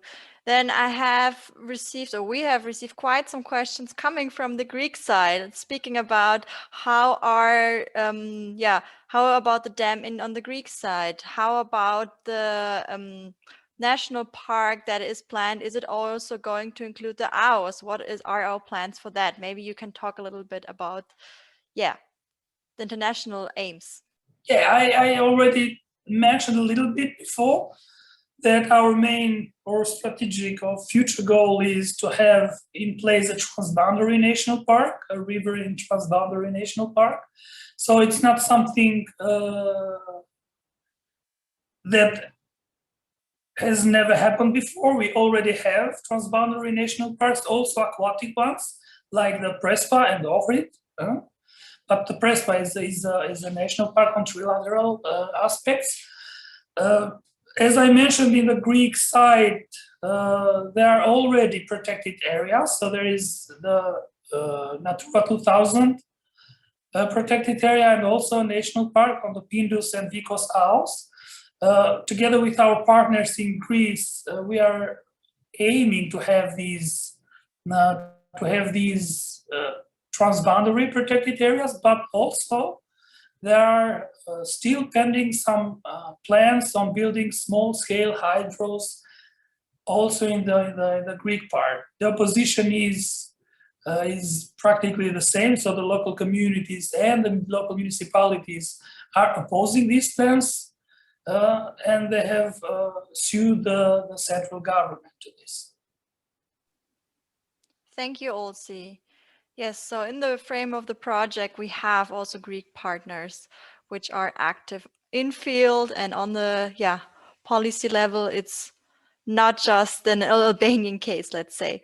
Then there was a question asking about if there has been a study comparing hydropower to solar power specifically. In the Vjosa basin, no, but there have been many studies of giving the alternatives to hydropower. So regarding the solar in particular, there has been conducted one study regarding the potential of the rooftop PVs on the Tirana city, and it can be also served as a blueprint of also in other cities, but the potential is extremely high. Just to let you know that in Tirana only there is roughly 500 megawatt installed capacity only on the rooftop. I'm not talking about technical implication to extract this potential, but the potential is there. While for the Vjosa, we haven't conducted any study regarding the potential of alternative of energy. So, but there are different studies that are actually taking into consideration different alternatives of development, like the touristic potential. And also there have been studies that are thoroughly calculating the benefits of the hydropower in the Vjosa. But one thing should not be done. They don't see the world in an either or. So even if they would invest in solar, they would still insist to build dams. it's not like we say, oh, invest suddenly in solar. These are just different companies and different lobby groups. So without defending the rivers legally, without stopping the subsidies, I don't see any hope in this discussion whether there is an alternative. Of course there's an alternative. Of course the solar is a much better alternative, but that wouldn't stop them. What they start now is preparing solar panels for reservoirs. You know, they make this multi-purpose. They will find a way. I saw a lot of these questions, whether there are alternatives. Yes, there are. Are they being followed? No. No, if they're followed, they want it all. They want it all. It's the hunger. It's the greed in the end. It's the money. Thanks, Uli, but just to add into this, actually the first alternative and the best one is the increasement of the energy performance in Albania, which is extremely weak. So that would be the first alternative to be assessed in this case. Maybe we have one more question and then we'll close it out. Yes, I would go for a rather general question, not just to Olsi. If I know artists, how can I put them in touch with you? So I guess that's for the artists for Vjosa. Contact us directly on the website. You can contact either us or I can put the Sabina, the coordinator, into the chat, her email. So that's the easiest way. Contact her directly. Great. Well then, Oli, would you like to close us out? Yeah. One more thing. You know, there's a lot of people asking, what can we do? In addition to what Olsi said, there will be more items coming for social media. No, I think tomorrow there's a 30-second release of the film that can be shared by Twitter and other social media resources, and target also the EU representatives like von der Leyen, Timmermans, the Commissioner for Environment, because they need to be aware that there's something extraordinary that they could help. On the other hand, there is probably some of you know the World Fish Migration Foundation. They have a petition online that particularly asks the United Nations, the European Commission and other to not dam rivers anymore and to restore the ones who are damaged. So I can also put the website of the World Fish Migration. So if you want to sign something, want to do something, please sign that petition. Final words from my side. I'm happy to be longer here. I think we have, in theory, 30 more minutes to answer questions via writing, I guess. Happy to have you here. I hope you got a little bit of an insight of the problem, of the ways we are trying to solve the problem and to save as many rivers as possible. From my personal perspective, I've been involved in river protection all my life, and sometimes it's frustrating to see rivers going. I've worked in Turkey, everywhere. It's frustrating, but to fight for the Balkan rivers is really something that is worth fighting for, because there is, miraculously, these rivers have survived the 60s, the 70s, the 80s, the 90s, where we destroyed everything. And they're there. And this is so much worth fighting for, because it's like it will be an oasis in the end, but only if we combine forces, only if we dedicate as much as we can. I don't think, and I don't believe we can make a change if we continue as we do. I want to quote Greta Thunberg. Her biggest quote from my perspective is, "I want you to panic." We are losing nature at a rate we've never heard. And this is true for Austria, where I live, for Germany, and maybe for the Balkans as well. But in the Balkans, we have it in our hand. We must join forces, and we must help the people on the ground with everything we have. But it's worth fighting for. Where do you have the chance to save rivers like the Vjosa, like the Neretva, the Una, the Moracha, the Zeta River, wherever you are? That's an amazing thing you can do. So please help joining us. I don't have the answer what exactly you can do, but get in touch with us. Maybe we find a good way where we can join the forces. Gute Nacht. Thanks, Uli. Always nice to listen to you because you're just so passionate about it. And I just wanted to take a moment to thank each of our panelists too for joining us today. I really appreciate you all being here and sharing a little bit about how you've been involved in the Save the Blue Heart of Europe campaign. And we appreciate all of your work. And I'm sure there's a lot of eager people in this webinar who are willing to help or would like your help. If you want to drop your contact information, but also like Uli said, if you have time to stay online for a little bit more, I think there might be some more questions to go through. But yeah, just wanted to thank you and thank everyone for joining this afternoon and spending your time. Hope you have a good rest of your evening. So Uli, is there a specific question that you saw that you thought, wow, I need to answer this one, or? Yeah. So I think we just stay, no? Yeah, we can just stay. If the participants, they can drop off or they can listen in. If you have a specific question. Thank you, Roxanne, for moderating this so nicely. It was the first webinar, and I think it was a good one. Yeah, it went really great. I think so too. I think there was a lot of interesting lessons learned. Also, the interest from the people and the active participation in the question section in the chat is really incredible. So sorry if we did not get ahead of all questions yet. There are still a few. And if you say, Uli, you have a little bit of time left to answer those, we can, we could maybe continue just for a little longer. One of the questions was related to it was a very long question. Is there, is coming from someone from Italy who has been following our campaign for quite some time.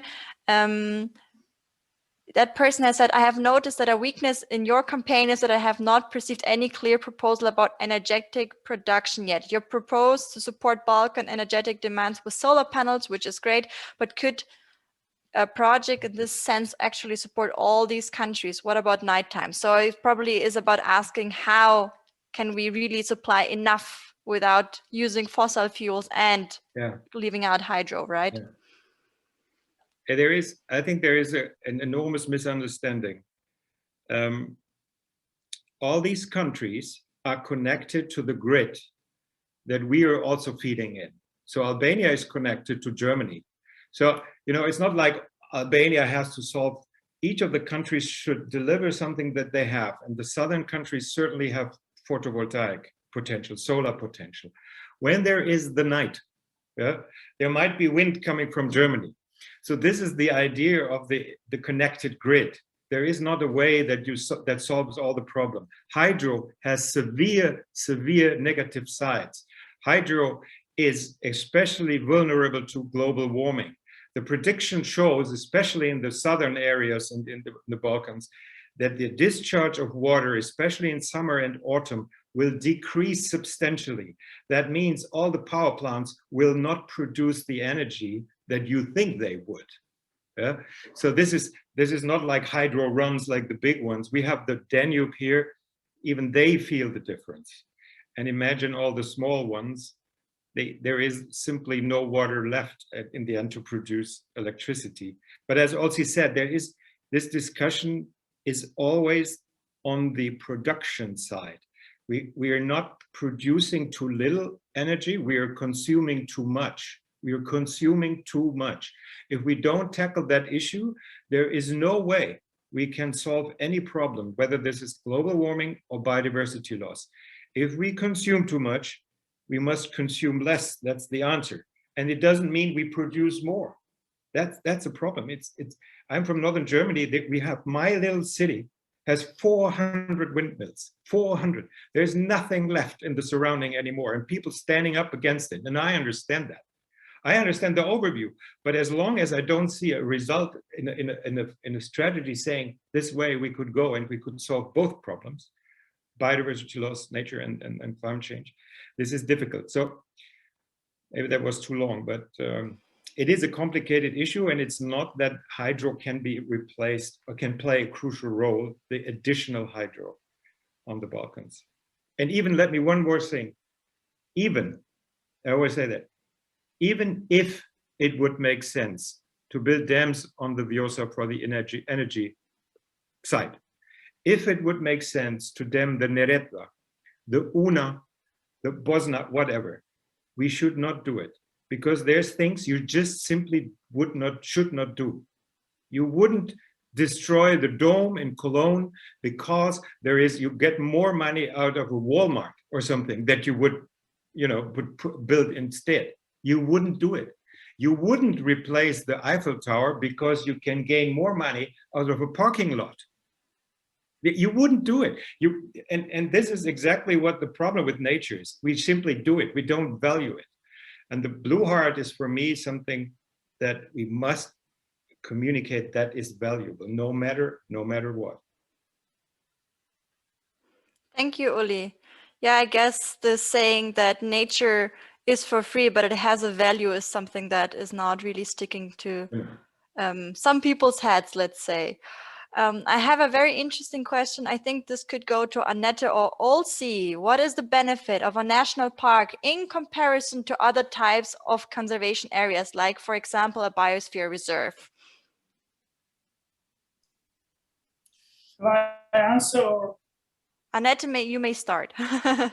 Thanks. Yeah, so the national park is the highest category of protection. And if we would, or if the Vjosa would become a national park, and it would be properly managed, given that there was a proper management plan, we would have the Vjosa protected, as Olsi and I also think Uli said, and as it was said in the film, forever, because then there would be no intervention allowed. A biosphere reserve, well, there is a core zone to a biosphere reserve, and if the Vjosa was, like, if the river itself would be the core zone to the biosphere reserve, that would be an option as well.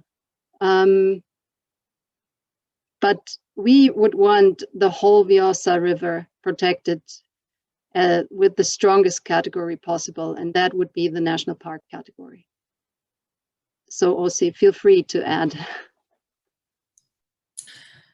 Yes, I mean, this is a question which we are facing a lot, and there is not any difficulty on understanding what is a national park and what are the other categories. With the Vjosas, I mean, we are not, because we are saying the dams or the national park, it's not like that.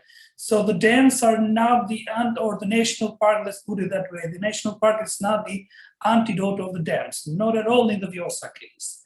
So in the Vjosa case, the national park is the most appropriate category, because that is the only category that secures not only the protection of the view of the landscape, but also of the processes. And one important process on the wild river is actually the longitudinal connectivity of the river, which allows or enables then the species to migrate on different directions. So that is important thing. And a dam, building a dam into these sort of ecosystems is actually the end, I would say the end of these functions. So that river is not functioning as a migratory ecosystem anymore. And that's why a national park is appropriate for this, because it makes sure or ensures that the process is not only the landscape beauty, but also the processes are conserved and preserved. On the other hand, the Vjosa is a wide area and it's a populated area, so there are villages and people living in a traditional way, I must say, on the area. And the national park goes perfectly in line as a category, because nowadays the concept for the preservation or the protected areas, actually it's not a fenced piece of land that nobody is allowed to jump in or to live close to it. No, not at all. It's actually a soft, comprehensive and sustainable communication and temporary intervention between the community and the natural processing on a wider area. So that's why we are always saying that the national park is the most appropriate. While the biosphere reserve is something that you may add on top of the protected area or national park. In the Vjosa case, if you like, you can put another label like the biosphere reserve and including, I don't know, another basin if you like. You know, it's more wider thing. You know. But on the biosphere reserve, there are urbanization, there are also some other things in it. Vjosa is a typical because the circumstances allow. I already mentioned the populations and the inhabitants in the Vjosa, but the towns are extremely small. Only the Gjirokastra is the biggest, you know.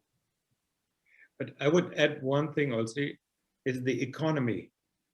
The region in southern Albania is characterized by people leaving the area.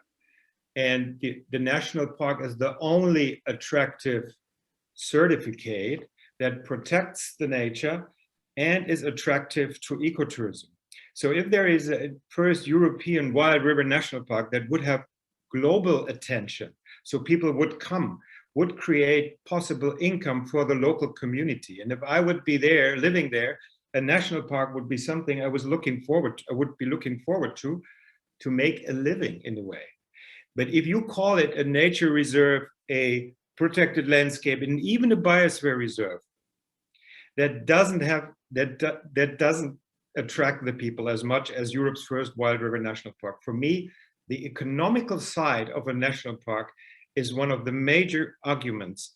If the Albanian leaders want to help their people to create income in the future, the national park is the answer for the southern Albanian region.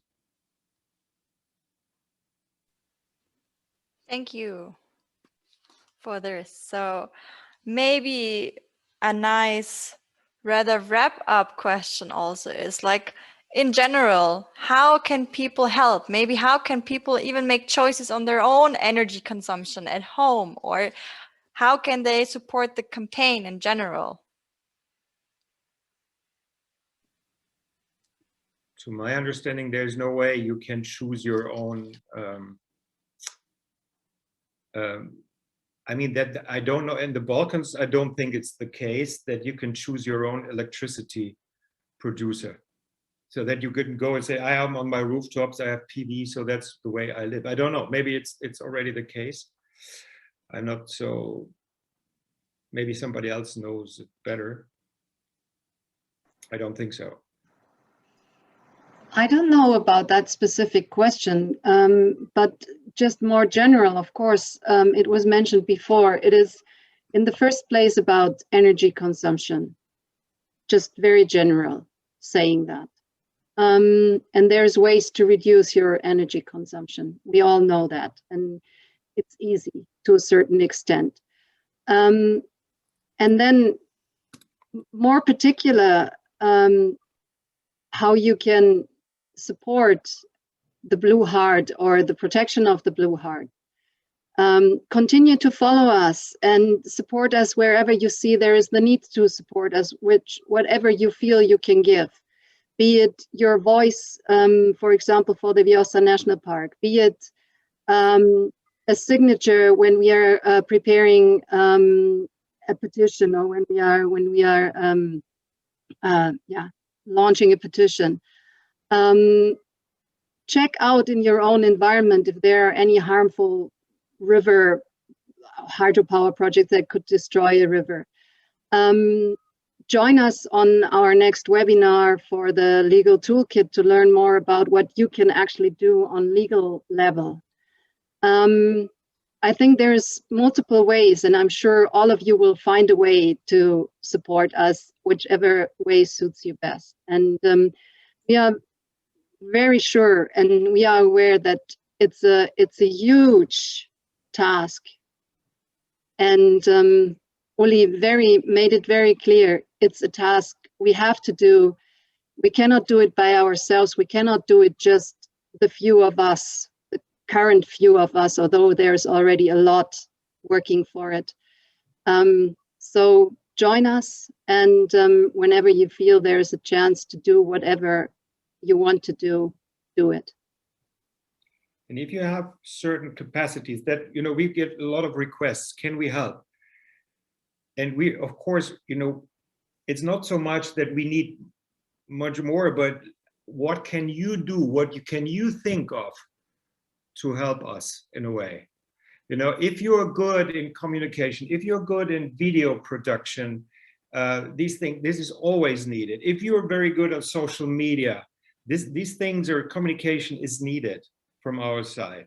Or if you're from the Balkans, you join the local groups, join the NGOs there in that region, support the people who are blocking the construction site. You know, that is something really clear to me. If the pandemic would be over, I would join some of them, because they are sitting there and taking the physical risks sometimes, and they would need support. And I would appreciate also if, you know, we are Europe, and if we would go there, no matter we're from Austria, Germany, Switzerland, or wherever, go to Bosnia, Albania, and Serbia and help them block the thing. Block the thing. You know, it's our heritage in the end. So think not only about writing or helping what is your strength, and then make it, maybe filter it in, or go to the region and support the local areas, local teams.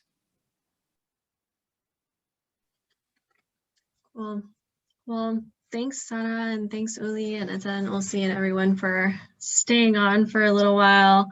I hope you all have gained some inspiration in comparison to the beasts that were presented today, and how you could help this campaign or others. There was a lot of people in the chat talking about who they were associated with, so just feel free to connect with each other. And I think that's just the best way that we're going to work towards our goals, is to really support one another and amplify each other's efforts. So if you want to reach out to any one of us, I believe in the chat there were several links given to either newsletters you could sign up to or contact pages. Feel free to follow us on social media to keep track of what we're doing. And just as a gentle reminder that right now the campaign we have going on is the hashtag Vjosa National Park now. So we definitely encourage all of you to share that hashtag in your social media. There's also a really nice Facebook profile frame that you could use to show your support. And I think what's the most important in that instance is to tag these politicians and ask them really, where are you standing as far as your support for this national park? What is your opinion? Will you take the steps necessary to make it a national park according to the IUCN standards? That's one way you can support today. So we appreciate your time, and thank you to everyone here. I think maybe some of us might have dinner waiting.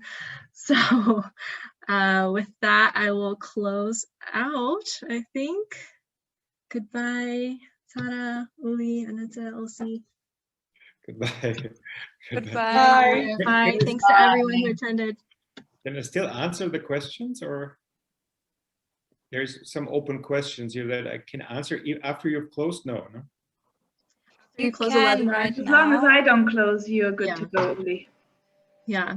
But people are leaving. Yeah, if you have any other questions, you can also just feel free to contact us. So that way Uli's not on here all night, and Connie. All right, goodbye. Have a nice evening, everyone. Oh, danke euch. Bye. Thanks.